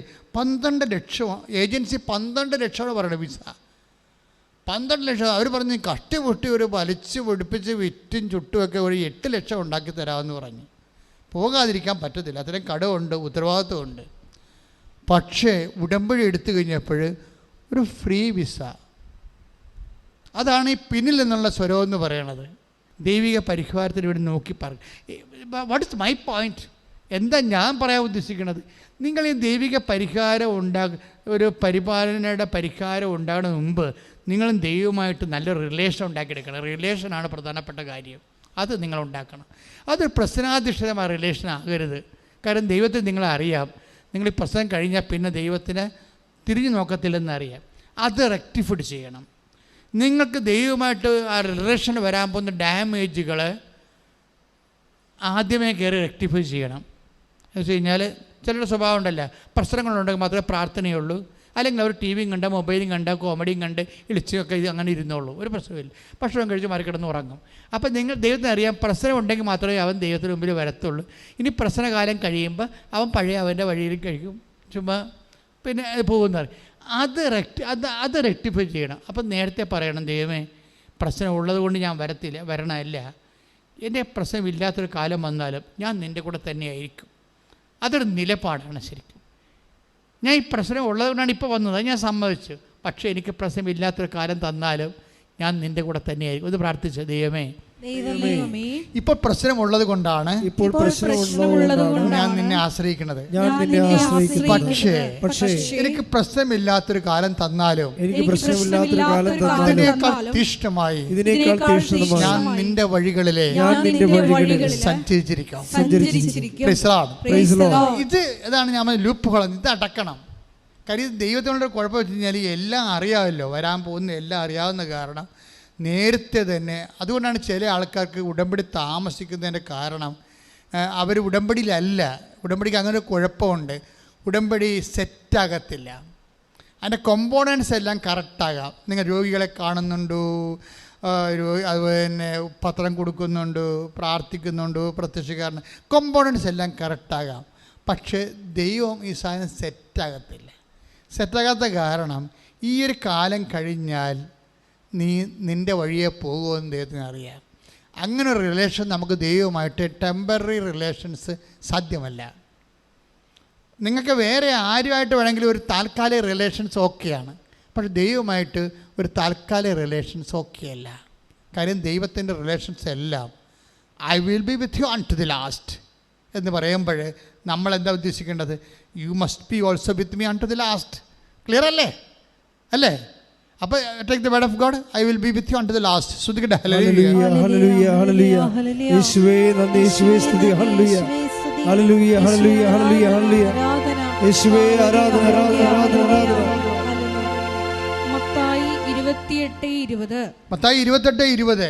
യുഗാന്തം വരെ പറഞ്ഞ യുഗാന്ത്യം വരെ യുഗാന്ത്യം വരെ എന്നും എന്നും ഞാൻ നിങ്ങളോട് കൂടെ ഞാൻ നിങ്ങളോട് കൂടെ ഉണ്ടായിരിക്കും.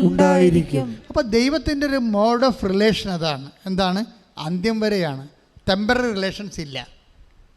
അപ്പം നമ്മളെ ബുദ്ധിയുള്ള മനുഷ്യർ എന്ത് ചെയ്യണം? ദൈവം പ്രീസപ്പോസ് ചെയ്യുന്നുണ്ട്. എന്താണ്? Likewise I also presuppose that you will be with me unto the last. അതായത് എന്നെപ്പോലെ നീയും അന്ത്യം വരെ എൻ്റെ കൂടെ ഉണ്ടാകുമെന്ന് ഞാൻ ധരിക്കുന്നു. ഇടേ വിഷയം. അതുകൊണ്ട് തന്നെ ദൈവമായ റിലേഷൻസ് ഒരു ശാശ്വത റിലേഷൻസ് ആക്കി മാറ്റാൻ നോക്കണം. കാര്യം ഈ സാന്നിധ്യം ശാശ്വതമായിട്ടാണ് പോണത്. Take the word of God. സാന്നിധ്യം സന്തോഷവും തമ്മിൽ ബന്ധമുണ്ട്. സങ്കീർത്തനം 16:8-11 വരെ. കർത്താവ് എപ്പോഴും എൻ്റെ കൺമുമ്പിലുണ്ട്. ക്ലിയർ പറഞ്ഞേ. കർത്താവ് എപ്പോഴും എൻ്റെ കൺമുമ്പിൽ ഉണ്ട്. അവിടുന്ന് എൻ്റെ വലതുഭാഗത്തുള്ളത് കൊണ്ട് ഞാൻ കുലുങ്ങുകയില്ല. അതിനാൽ എൻ്റെ ഹൃദയം സന്തോഷിക്കുകയും അന്തരംഗം ആനന്ദം കൊള്ളുകയും ചെയ്യുന്നു. എന്റെ ശരീരം സുരക്ഷിതമായി വിശ്രമിക്കുന്നു. അവിടുന്ന് എന്നെ പാതാളത്തിൽ തള്ളുകയില്ല. അങ്ങയുടെ പരിശുദ്ധൻ ജീർണിക്കാൻ അനുവദിക്കുകയില്ല. അങ്ങ് എനിക്ക് ജീവന്റെ മാർഗം കാണിച്ചു തരുന്നു. അങ്ങയുടെ സന്നിധിയിൽ ആനന്ദത്തിന്റെ പൂർണ്ണതയുണ്ട്. അങ്ങയുടെ വലതു കൈയിൽ ശാശ്വതമായ സന്തോഷമുണ്ട്. ഇന്ന് പ്രോബ്ലം വെച്ച് കഴിഞ്ഞാൽ ഈ സങ്കീർത്തനം വായിക്കൊക്കെ മനസ്സിലാകണത് ഈ സന്തോഷം ദൈവം നൽകുന്നത് ശാശ്വതമായ സന്തോഷത്തെയാണ് ദൈവം ഉന്നം വെക്കണത്. ടെമ്പററി അല്ല. ഇപ്പോൾ ഒരു ബിയർ അടിക്കുമ്പോൾ ഉണ്ടാകുന്ന കിക്കും അത് കഴിഞ്ഞ് ആ കിക്ക് കഴിഞ്ഞിട്ട് നിങ്ങൾ നല്ല ബൊത്തിയും ബോധം വരുമ്പോൾ കൂളായിട്ടിരിക്കണില്ലേ? ചില ആൾക്കാർ പിന്നെയും പോയി അടിക്കും. അങ്ങനെ ഉള്ള കൊച്ചു സന്തോഷം, കൊച്ചു കിക്കല്ല സംഭവം. ദൈവവുമായിട്ടുള്ള റിലേഷൻസ് ശാശ്വതമാണ്. അത് എവിടെ നിന്നാണ് വരുന്നത്? സാന്നിധ്യത്തിൽ നിന്നാണ് വരുന്നത്. ശാശ്വതമായ സാന്നിധ്യത്തിൻ്റെ സമ്പൂർണ്ണ ബലമെന്ന് പറയണത് ആ സന്തോഷമാണ്. ശരിക്കും പറഞ്ഞാൽ ഇപ്പം നമ്മുടെ സന്തോഷത്തിൻ്റെ അവിടെ അങ്ങനെ ഒരു ബൈബിൾ അങ്ങനെ വചനമുണ്ട് അല്ലേ? 16:11 എന്താ പറയണത്? അതായത് അങ്ങയുടെ തിരുസന്നിധി സന്തോഷത്തിൻ്റെ പൂർണ്ണതയുണ്ട്. സന്തോഷത്തിൻ്റെ പൂർണ്ണത എങ്ങനെയാണ്? നീ എൻ്റെ വലതുവശത്തുണ്ട്, നീ എൻ്റെ കൺമുമ്പിലുണ്ട്. എന്താണ്? സാന്നിധ്യമാണ് സന്തോഷത്തിൻ്റെ പൂർണ്ണത. ഒന്ന് പറഞ്ഞേ. സാന്നിധ്യമാണ് സന്തോഷത്തിന്റെ പൂർണ്ണത. ഉടമ്പടി എന്ന് പറയുന്നത് ഒരു പൂർണ്ണതയുടെ പ്രാർത്ഥനയാണ്. എന്താ കാര്യം? അതൊരു നെറ്റിഫെറ്റ് സാന്നിധ്യമാണ്. നിങ്ങൾ പറയുന്ന IELTS പാസ്സായി, ജർമ്മനിയിൽ പോയി, വസ്തു വിറ്റു, വഴി കിട്ടി എന്നൊക്കെ പറഞ്ഞത് തന്നെയില്ല. അങ്ങനെ കൊച്ചു പരിപാടികളൊന്നുമില്ല. അതൊക്കെ വലിയ പരിപാടി, നിങ്ങളെ സംബന്ധിച്ചിടത്തോളം വലിയ പരിപാടി തന്നെയായിരിക്കും. പക്ഷേ ദൈവം ഉദ്ദേശിക്കുമ്പോഴേ അതിൽ നിന്ന് ലഭിക്കുന്നതിനേക്കാളും ഇപ്പം നിങ്ങൾക്ക് എന്തുമാത്രം ദൈവാനുഗ്രഹങ്ങൾ കിട്ടിയിരിക്കുന്നത്. അന്നൊക്കെ നിങ്ങൾക്ക് നല്ല സന്തോഷം ഉണ്ടായിരുന്നു. ഇപ്പം ഏതാണ് ദൈവാനുഗ്രഹം കിട്ടിയത്, എന്തിനാണ് സന്തോഷം ഉണ്ടായത് പോലും ഇപ്പോൾ ഓർക്കണില്ല. സന്തോഷം പോലും മറന്നുപോയി. ശാശ്വതമായ സന്തോഷം സാന്നിധ്യത്തിൽ നിന്നുണ്ടാകുന്നതാണ്. ശാശ്വതമായ. അതുകൊണ്ട് ഉടമ്പടിയിലൂടെയാണ് ദൈവം ശാശ്വതമായ സന്തോഷം സാന്നിധ്യം വാഗ്ദാനം ചെയ്യണത്. ഇപ്പോൾ ഉടമ്പടി നിങ്ങൾ വസ്തു വിൽക്കണമെന്നും പറഞ്ഞാൽ IELTS പാസ്സാകണമെന്ന് പറഞ്ഞാൽ എഴുതണത്. പക്ഷേ ദൈവം ഉദ്ദേശിക്കുന്നത് സാന്നിധ്യമാണ്. അപ്പോൾ നിങ്ങൾ സാന്നിധ്യത്തിന് വേണ്ടിയാണ് പ്രൈമറി ആയിട്ട് നിങ്ങൾ ദൈവതിരുസനെ വെക്കുന്നുണ്ടെങ്കിൽ ദൈവം പറയും, ഇപ്പോഴും നീ ഗോട്ട് ദ പോയിന്റ്, ഇപ്പം നിങ്ങൾ കറക്റ്റ് കാര്യങ്ങൾ ചെയ്തെന്ന് പറയും. എന്താ കാര്യം? സാന്നിധ്യമാണ് ദൈവം ഉദ്ദേശിക്കുന്നത്. നമ്മുടെ മറ്റ് കല്യാണം നടക്കുക, കുഞ്ഞുങ്ങളുണ്ടാവുക, പഠനത്തിൽ ജയിക്കുക എന്നുള്ളതെല്ലാം ടെമ്പററി സംഭവമാണ്. ദൈവം അതിനേക്കാൾ വലുതാണ് ഉദ്ദേശിക്കുന്നത്. എന്താണ് ഉദ്ദേശിക്കുന്നത്? സാന്നിധ്യമാണ്.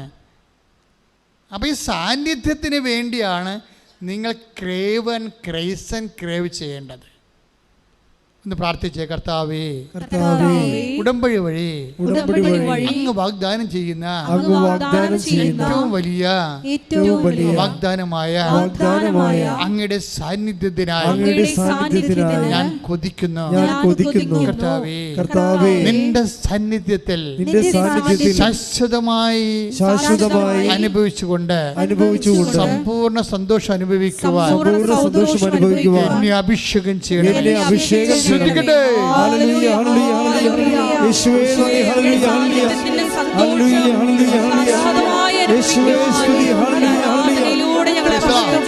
അപ്പോസ്തല പ്രവർത്തനം 2:28 എടുത്തേ. അപ്പോസ്തല പ്രവർത്തനം 2:28. ജീവന്റെ വഴികൾ പറഞ്ഞ ജീവന്റെ വഴികൾ അവിടുന്ന് എനിക്ക് കാണിച്ചു തന്നു. തന്റെ സാന്നിധ്യത്താൽ അവിടുന്ന് എന്നെ സന്തോഷഭരിതനാക്കും. ഇപ്പൊ സാന്നിധ്യമാണ് സന്തോഷം. ഉടമ്പടി നമ്മൾ വെക്കേണ്ട പ്രധാനപ്പെട്ട കാര്യം എന്താണ്? സാന്നിധ്യമാണ്. കാര്യം കഴിഞ്ഞ ദിവസം ആൻ്റണി എന്ന് പറഞ്ഞൊരു മനുഷ്യൻ സാക്ഷ്യം പറഞ്ഞു. തെക്കടിശ്ശേരിക്കാരനാണ്, എൻ്റെ ഇടവക്കാരനല്ല. ഞാൻ അവിടെ 2 ഇടവക ഉണ്ട്, ലാറ്റിനും ഉണ്ട്, സിറിയൻ കാത്തലിക്കുമാണ്. ഇപ്പോൾ സിറിയൻ കാത്തലിക്കിലുള്ള വലിയപ്പൊരു സാക്ഷ്യം പറഞ്ഞു ഇവിടെ തെക്കടിശ്ശേരി എന്ന് പറഞ്ഞുകൊണ്ട് ഞാൻ ശ്രദ്ധിച്ചത്. അപ്പാപ്പൻ ഒരു വലിയപ്പനാണ്. പിന്നെ ഹൃദയാഘാതമാണ്, 5 ബ്ലോക്കുണ്ട്. ഇപ്പോൾ അതിൻ്റെ ഓപ്പറേഷൻ എന്തോ കഴിഞ്ഞു. പക്ഷേ എന്നിട്ടും നെഞ്ചുവേദനക്ക് മാറ്റമില്ല. വീണ്ടും സ്കാൻ ചെയ്തപ്പോൾ 5 ബ്ലോക്ക് വേറെ ഉണ്ട്. പുള്ളി പെട്ടുപോയി. ഡോക്ടർ പറഞ്ഞു നിങ്ങൾക്ക് 5 അടി കൂടി നടക്കാൻ പറ്റത്തില്ലെന്ന് പറഞ്ഞു. അവൾ ഇരിപ്പുകാരനായിപ്പോയി, വേദനയും കൊണ്ട് ഇരിപ്പുകയാണ്. അപ്പോൾ ഉടമ്പടി എടുത്തു കഴിഞ്ഞപ്പോൾ പെട്ടെന്ന് ഈ മനുഷ്യൻ്റെ മുമ്പിൽ ഒരു സ്വരം, ആൻ്റണി എഴുന്നേറ്റ് റോഡിലേക്ക് വരാൻ പറഞ്ഞു. ഉടനെ ആരാണെന്നറിയാൻ പറ്റില്ല, ആരില്ല, സ്വരമാണ് ഉള്ളിൽ നിന്ന് കേൾക്കണത്. അപ്പോൾ പുള്ളിക്കാരൻ പറഞ്ഞു എനിക്ക് നടക്കാൻ പറ്റത്തില്ല, ഡോക്ടർ പറഞ്ഞിട്ട് നടക്കരുതെന്ന് പറഞ്ഞിട്ടുണ്ടെന്ന്. പിന്നെ ആൻ്റണി എഴുന്നേക്കുക എന്ന് പറഞ്ഞു. ഉടനെ പുള്ളി കട്ടിലിരുന്ന് എഴുന്നേറ്റ് റോഡേ വന്നു. അപ്പോൾ ഒരു 30 മീറ്ററായി. റോഡേ വന്നു കഴിഞ്ഞപ്പോൾ പിന്നെ കാര്യം വേദന ബ്ലോക്കുള്ള ആളാണ്. പിന്നീട് ആൻ്റണി പടിഞ്ഞോട്ട് നടക്കാൻ പറഞ്ഞു. പിന്നെ റോഡേ കൂടി പുള്ളി പടിഞ്ഞോട്ട് നിങ്ങൾക്കറിയാം, ഞാൻ അവിടെ ഇരുന്ന പാലമാണ്, വലിയ പാലമാണ്, പാലത്തിൽ കയറണം. അപ്പോൾ ഹാർട്ടിൻ്റെ പ്രശ്നമുള്ളവർക്ക് പാലത്തിൽ കയറാൻ പാടല്ലേ. ആൻ്റണി പാലത്തേക്ക് കയറ്റി ഇറക്കിയിട്ട് ആൻ്റണി നടക്കാൻ പറഞ്ഞു. ഇതെല്ലാം ഇങ്ങനെ സ്വരം കേൾക്കും, നടക്കൂ പേര് വിളിച്ചാൽ പറയണത്, ആൻ്റണി നടക്കൂ. ആൻ്റണി നടന്ന് തുറവൂർ കവലയെത്തി. അപ്പോൾ എത്രയായി? 5 കിലോമീറ്ററായി. വീട്ടിൽ നിന്ന് 5 കിലോമീറ്റർ, 5 അടി പോരാൻ പറ്റാത്ത ആളെ പേര് പറഞ്ഞ് അവിടെ നിന്ന് വിളിച്ചെഴുന്നേൽപ്പിച്ചിട്ട് 5 കിലോമീറ്റർ നടത്തി തിരിച്ചു കൊണ്ടുവന്നാക്കി. ഇത് ഉടമ്പടിക്കേ പറ്റത്തുള്ളൂ. കാര്യം എന്താണ്? ഈ ഉടമ്പടി മാത്രമേ പാക്കേജ് ഉള്ളൂ. എന്താണ്? ഞാൻ നിൻ്റെ കൂടെ, I will come with you wherever you go, അല്ലേ? നമ്മൾ ജോഷുവ 1:9 വായിക്കണില്ലേ? വായിച്ച് ജോഷുവ 1:9. നിന്റെ ദൈവമായ കർത്താവ് പറഞ്ഞ നിന്റെ ദൈവമായ കർത്താവ് നീ പോകുന്നിടത്തെല്ലാം നിന്നോട് കൂടെ ഉണ്ടായിരിക്കും. കൈയടിച്ച് കർത്താവ് ശ്രദ്ധിക്കട്ടെ. ഇതുപോലൊരു വചനമാണ് മോസസിനോട് പറഞ്ഞിരിക്കുന്നത്. അതെല്ലാം ഉടമ്പടിയുടെ ആണി വചനങ്ങളാണ്. 33:14 പുറപ്പാട് പുസ്തകം. ശ്രദ്ധിക്കട്ടെ. ഹല്ലേലൂയ. പുറപ്പാട് 33:14. കർത്താവ് പറഞ്ഞു ഞാൻ തന്നെ നിന്നോട് കൂടെ വരികയും നിനക്ക് ആശ്വാസം നൽകുകയും ചെയ്യും. ആശ്വാസം മാത്രമല്ലേ, ധൈര്യം നൽകും, എല്ലാ തരത്തിലും സന്ധിക്കും. അതായത് എൻ്റെ മക്കൾ എന്തിനാണ് ഞാൻ ഇങ്ങനെ പറയണമെന്ന് വെച്ച് കഴിഞ്ഞാൽ, ഇപ്പോഴും ആൾക്കാർ ഉടമ്പടിയുടെ യഥാർത്ഥ കേന്ദ്രത്തിൽ ചെന്നിട്ടില്ല. ഇന്ത്യ വരെ, ആഗ്ര വരെ ചെന്നിട്ട് താജ്മഹലും കണ്ട് പോകുന്ന പോലെയാണ് പല ആൾക്കാരും ചെയ്യേണ്ടത്. അപ്പുറത്ത് ഡൽഹി ഉണ്ടല്ലോ, തലസ്ഥാനത്ത് പോയിട്ടില്ല ആൾക്കാർ എന്ന് പറഞ്ഞ പോലെയാണ് സംഭവം. ഉടമ്പടിയുടെ കേന്ദ്രമെന്ന് പറയുന്നത് സാന്നിധ്യമാണ്. ദൈവത്തിൻ്റെ ഏറ്റവും വലിയ കൊതി എന്താണെന്നറിയാമെന്ന്, നമ്മുടെ കൂടെ സഞ്ചരിക്കുക, ജീവിക്കുക, സാന്നിധ്യം നൽകുകയാണ് ചെയ്യണത്. ബാക്കിയെല്ലാം അതാണ് ലക്ഷ്യം ദൈവത്തിൻ്റെ. നിൻ്റെ പ്രശ്നങ്ങളെല്ലാം ദൈവത്തിൻ്റെ മാർഗമാണ്. ദൈവത്തിൻ്റെ ലക്ഷ്യമെന്ന് പറയുന്നത് നിൻ്റെ കൂടെ എൻ്റെ കൂടെ ജീവിക്കുക എന്നുള്ളതാണ്. അപ്പം നീ അതിന് പ്രാധാന്യം കൊടുത്തന്നെ ഉടമ്പടിയിൽ സെറ്റ് ചെയ്യണമെന്നുണ്ടെങ്കിൽ, കർത്താവേ നീ എന്നെ വിട്ടു പിരിഞ്ഞു പോകരുത്, എൻ്റെ കൂടെ ഉണ്ടാകണം. കഴിഞ്ഞ ദിവസങ്ങളൊക്കെ ധ്യാനിപ്പിച്ചപ്പോഴേ അപ്പോസ്തലന്മാർ സന്ധ്യ ആയപ്പോൾ കർത്താവിന് പറഞ്ഞു, എമ്മാവൂസ് ശിഷ്യന്മാരില്ലേ, പണപോക്ക് സന്ധ്യയായി. അപ്പോൾ യേശു മുന്നോട്ട് നടക്കുന്നതായിട്ട് ഭാവിച്ചു എന്നാണ് പറയണത്. അപ്പോൾ അപ്പോസ്തലൻ പറഞ്ഞു, സന്ധ്യയായി, നീ ഞങ്ങളോടൊത്ത് വസിച്ചാലും. തിരിച്ച് വിളിച്ചില്ലെങ്കിൽ ആ ഒരു പോക്കും പോകും. അതാണ് വിഷയം. സാന്നിധ്യം വിളിച്ച് ചേർക്കേണ്ടതാണ്, അല്ലാതെ ഓട്ടോമാറ്റിക്കായിട്ട് സംഭവിക്കുന്നതല്ല. അതിൽ നിന്ന് വ്യക്തമാണ്. ആ take the word of God ശ്രദ്ധിക്കട്ടെ. ലൂക്ക 24:29. അവർ അവനെ നിർബന്ധിച്ചുകൊണ്ട് പറഞ്ഞു, ഞങ്ങളോട് കൂടെ താമസിക്കുക, നേരം വൈകുന്നു, പകൽ അസ്തമിക്കാറായി. അവൻ അവരോട് കൂടെ താമസിക്കുവാൻ കയറി. നമുക്കൊക്കെ വരുന്നൊരു പ്രശ്നമുണ്ടല്ലോ, നേരെ എപ്പോൾ വേണമെങ്കിലും വൈകാം. 5 മണി വരെ 6 മണി വരെ കാത്തിരിക്കേണ്ട കാര്യമില്ല. രാവിലെ അതിന് നേരം വൈകും. നമുക്ക് രാവിലെ അതിന് എഴുന്നേൽക്കുമ്പോൾ തന്നെ കുഞ്ഞിന് കഴിഞ്ഞ ദിവസം കണ്ടില്ലേ, ആ കുഞ്ഞിന് ജന്നി പിടിച്ചിട്ട് അവൻ തളർന്നു പോയി രാവിലെ. അപ്പം തന്നെ നേരം വൈകി. അപ്പം തന്നെ അമ്മയുടെ സന്തോഷത്തിൻ്റെ അസ്തമയമായി. നേരം വൈകില്ലേ. അവളാണെങ്കിൽ കൊന്നെന്ന് പറഞ്ഞാൽ കൃപാസനത്തിൽ പോകത്തില്ല.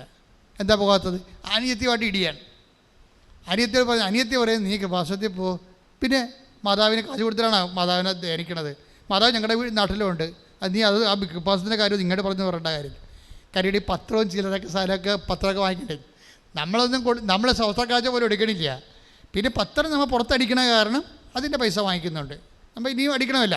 പക്ഷേ എന്താ പ്രോബ്ലം വെച്ച് കഴിഞ്ഞാൽ, അല്ലാതെ ഒരു സാധനവും സംഭാവനയോ സ്വസ്ഥക്കാഴ്ച ഒരു സാധനം നിങ്ങൾക്കത് വായിക്കണില്ലല്ലോ. ഇവിടെ ആരും വേണ്ടി നിൽക്കണ വില എഴുതി വെച്ചിട്ട് കുർബാന പണം എഴുതി വെച്ചിട്ടില്ല. ഇവിടെ ഞങ്ങൾക്ക് വേണമെങ്കിൽ ഒരു 30 ലക്ഷം രൂപ യൂട്യൂബിൽ നിന്ന് ഉണ്ടാക്കാം ഒരു മാസം. അത്രയും വരുമാനം മേടിക്കും. അത് വാങ്ങിക്കണില്ല.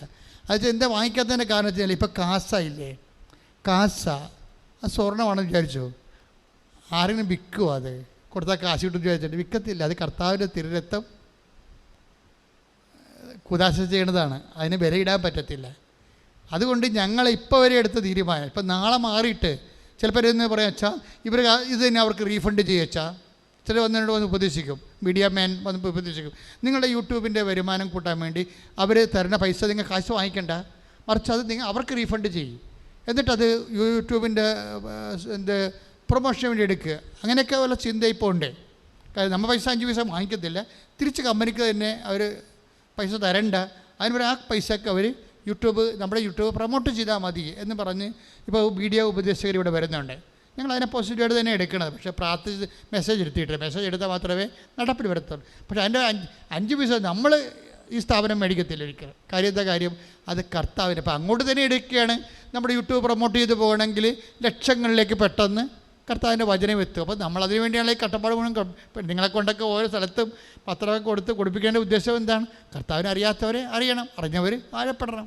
അതിന് മനസ്സുള്ള ആൾക്കാരെ സന്തോഷത്തോടെ ചെയ്യും, ദൈവം അവിടെ കൂടെ സഞ്ചരിക്കുകയും ചെയ്യും. അത് കൃത്യമായ അനുഭവങ്ങളല്ല നമുക്കുള്ളത്. എന്താ പ്രശ്നം വെച്ച് കഴിഞ്ഞാൽ, ഈ ഒരു വിഷയത്തിൽ നമ്മൾ ശ്രദ്ധിക്കേണ്ട ഒരു വിഷയം, ദൈവത്തിൻ്റെ മനസ്സിലിരിപ്പ് നമ്മുടെ കൂടെ സാന്നിധ്യം നൽകണമെന്നുള്ളതാണ്.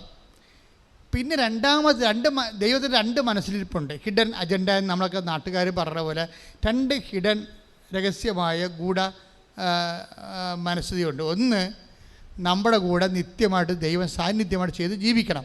അതിനാണ് ഉടമ്പടി ദൈവം വെച്ചിരിക്കുന്നത്. 2ാമത് വെച്ചിരിക്കുന്നത് നമ്മൾ നിർബന്ധിക്കണം. അതാണ് വിഷയം.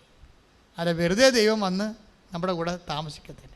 ഈ നിർബന്ധമാണ് പലപ്പോഴും നമ്മളെ പലതരത്തിൽ പ്രേക്ഷിത പ്രവർത്തനമൊക്കെ മാറ്റുന്നത്. ഒരു നിർബന്ധമാണ്. കർത്താവെ, ഞാൻ 100 പേരെ അങ്ങയെ അറിയിക്കും, അങ്ങ് എന്നെ വിട്ട് പിരിഞ്ഞു പോകരുത്. കർത്താവ്, ഞാൻ രോഗികൾക്ക് കൊണ്ടുപോയി ഭക്ഷണം കൊടുക്കും, അങ്ങ് എന്നെ വിട്ട് പിരിഞ്ഞു പോകരുത്. കർത്താവ്, ഞാൻ കൊണ്ടുപോയി ആശുപത്രി കൊണ്ടുപോയി രോഗികളെ കാണും, കർത്താവ് നീ എന്നെ വിട്ട് പിരിഞ്ഞു പോകരുത്. അപ്പം നമ്മുടെ ഓരോ പ്രേക്ഷിത പ്രവർത്തനം പ്രാർത്ഥനയുടെ ഉദ്ദേശം എന്താണ്? കർത്താവ് നീ എൻ്റെ കൂടെ വസിക്കണമേ. എല്ലാ പ്രേക്ഷിത പ്രവർത്തനവും നീ നിൻ്റെ പരീക്ഷ, വീട്, വസ്തു അതൊക്കെ കർത്താവ് നോക്കിക്കൊള്ളും. നീ പ്രാധാന്യം കൊടുക്കണം എന്താണ്? കർത്താവെ ഞങ്ങളോടൊത്ത് വസിക്കുക. കാരണം എന്താണ്? നേരം വൈകുന്നു, സൂര്യൻ അസ്തമിക്കാറായി. ഓരോ നിമിഷവും അസ്തമയം വരുമ്പോഴേ കർത്താവിനെ വിളിക്കാൻ കാലമായെന്ന് ചിന്തിച്ചിട്ട് അത് വെറുതെ വിളിച്ചോണ്ടിരിക്കാൻ പറ്റത്തില്ല. അതിന് പകരം നമ്മൾ പ്രവർത്തിച്ച് പ്രേക്ഷിത പ്രവർത്തനങ്ങളിലൂടെ കർത്താവിനെ നിർബന്ധിക്കുകയാണ്. എന്തിനാണ്? നമ്മുടെ കൂടെ വസിക്കാൻ. കാര്യം ഉടമ്പടിയുടെ ആത്യന്തികമായ ലക്ഷ്യം എന്താണ്? സാന്നിധ്യം. പ്രാർത്ഥിക്കുക, കർത്താവേ ഉടമ്പടിയുടെ ഏറ്റവും വലിയ ദൈവിക ലക്ഷ്യമായ ദൈവ സാന്നിധ്യത്തിലെ ജീവിക്കാൻ വേണ്ടി എന്റെ പ്രാർത്ഥനാ ജീവിതത്തെ, പ്രേക്ഷിത പ്രവർത്തനങ്ങളെ, ഉടമ്പടി ജീവിത രീതി അങ്ങ് പൂർണ്ണമായി പ്രയോജനപ്പെടുത്തിക്കൊണ്ട് എന്നിൽ വസിക്കണമേ. എന്റെ സഹസഞ്ചാരിയായി കൂടെ നടക്കണമേ. നിത്യത വരെ. ശ്രുതിക്കട്ടെ. ഹല്ലേലൂയ ഹല്ലേലൂയ ഹല്ലേലൂയ. യേശുവേ നന്ദി. ഹല്ലേലൂയ. കൂടെ വസിക്കണമേ നാഥാ, കൂടെ വസിക്കണമേ. ഒരുമിച്ച് പാടുക എല്ലാവരും. നാഥാ, കൂടെ വസിക്കണമേ നാഥാ, കൂടെ വസിക്കണമേ. എല്ലാവരും എഴുന്നേൽക്കുക. ഓരോ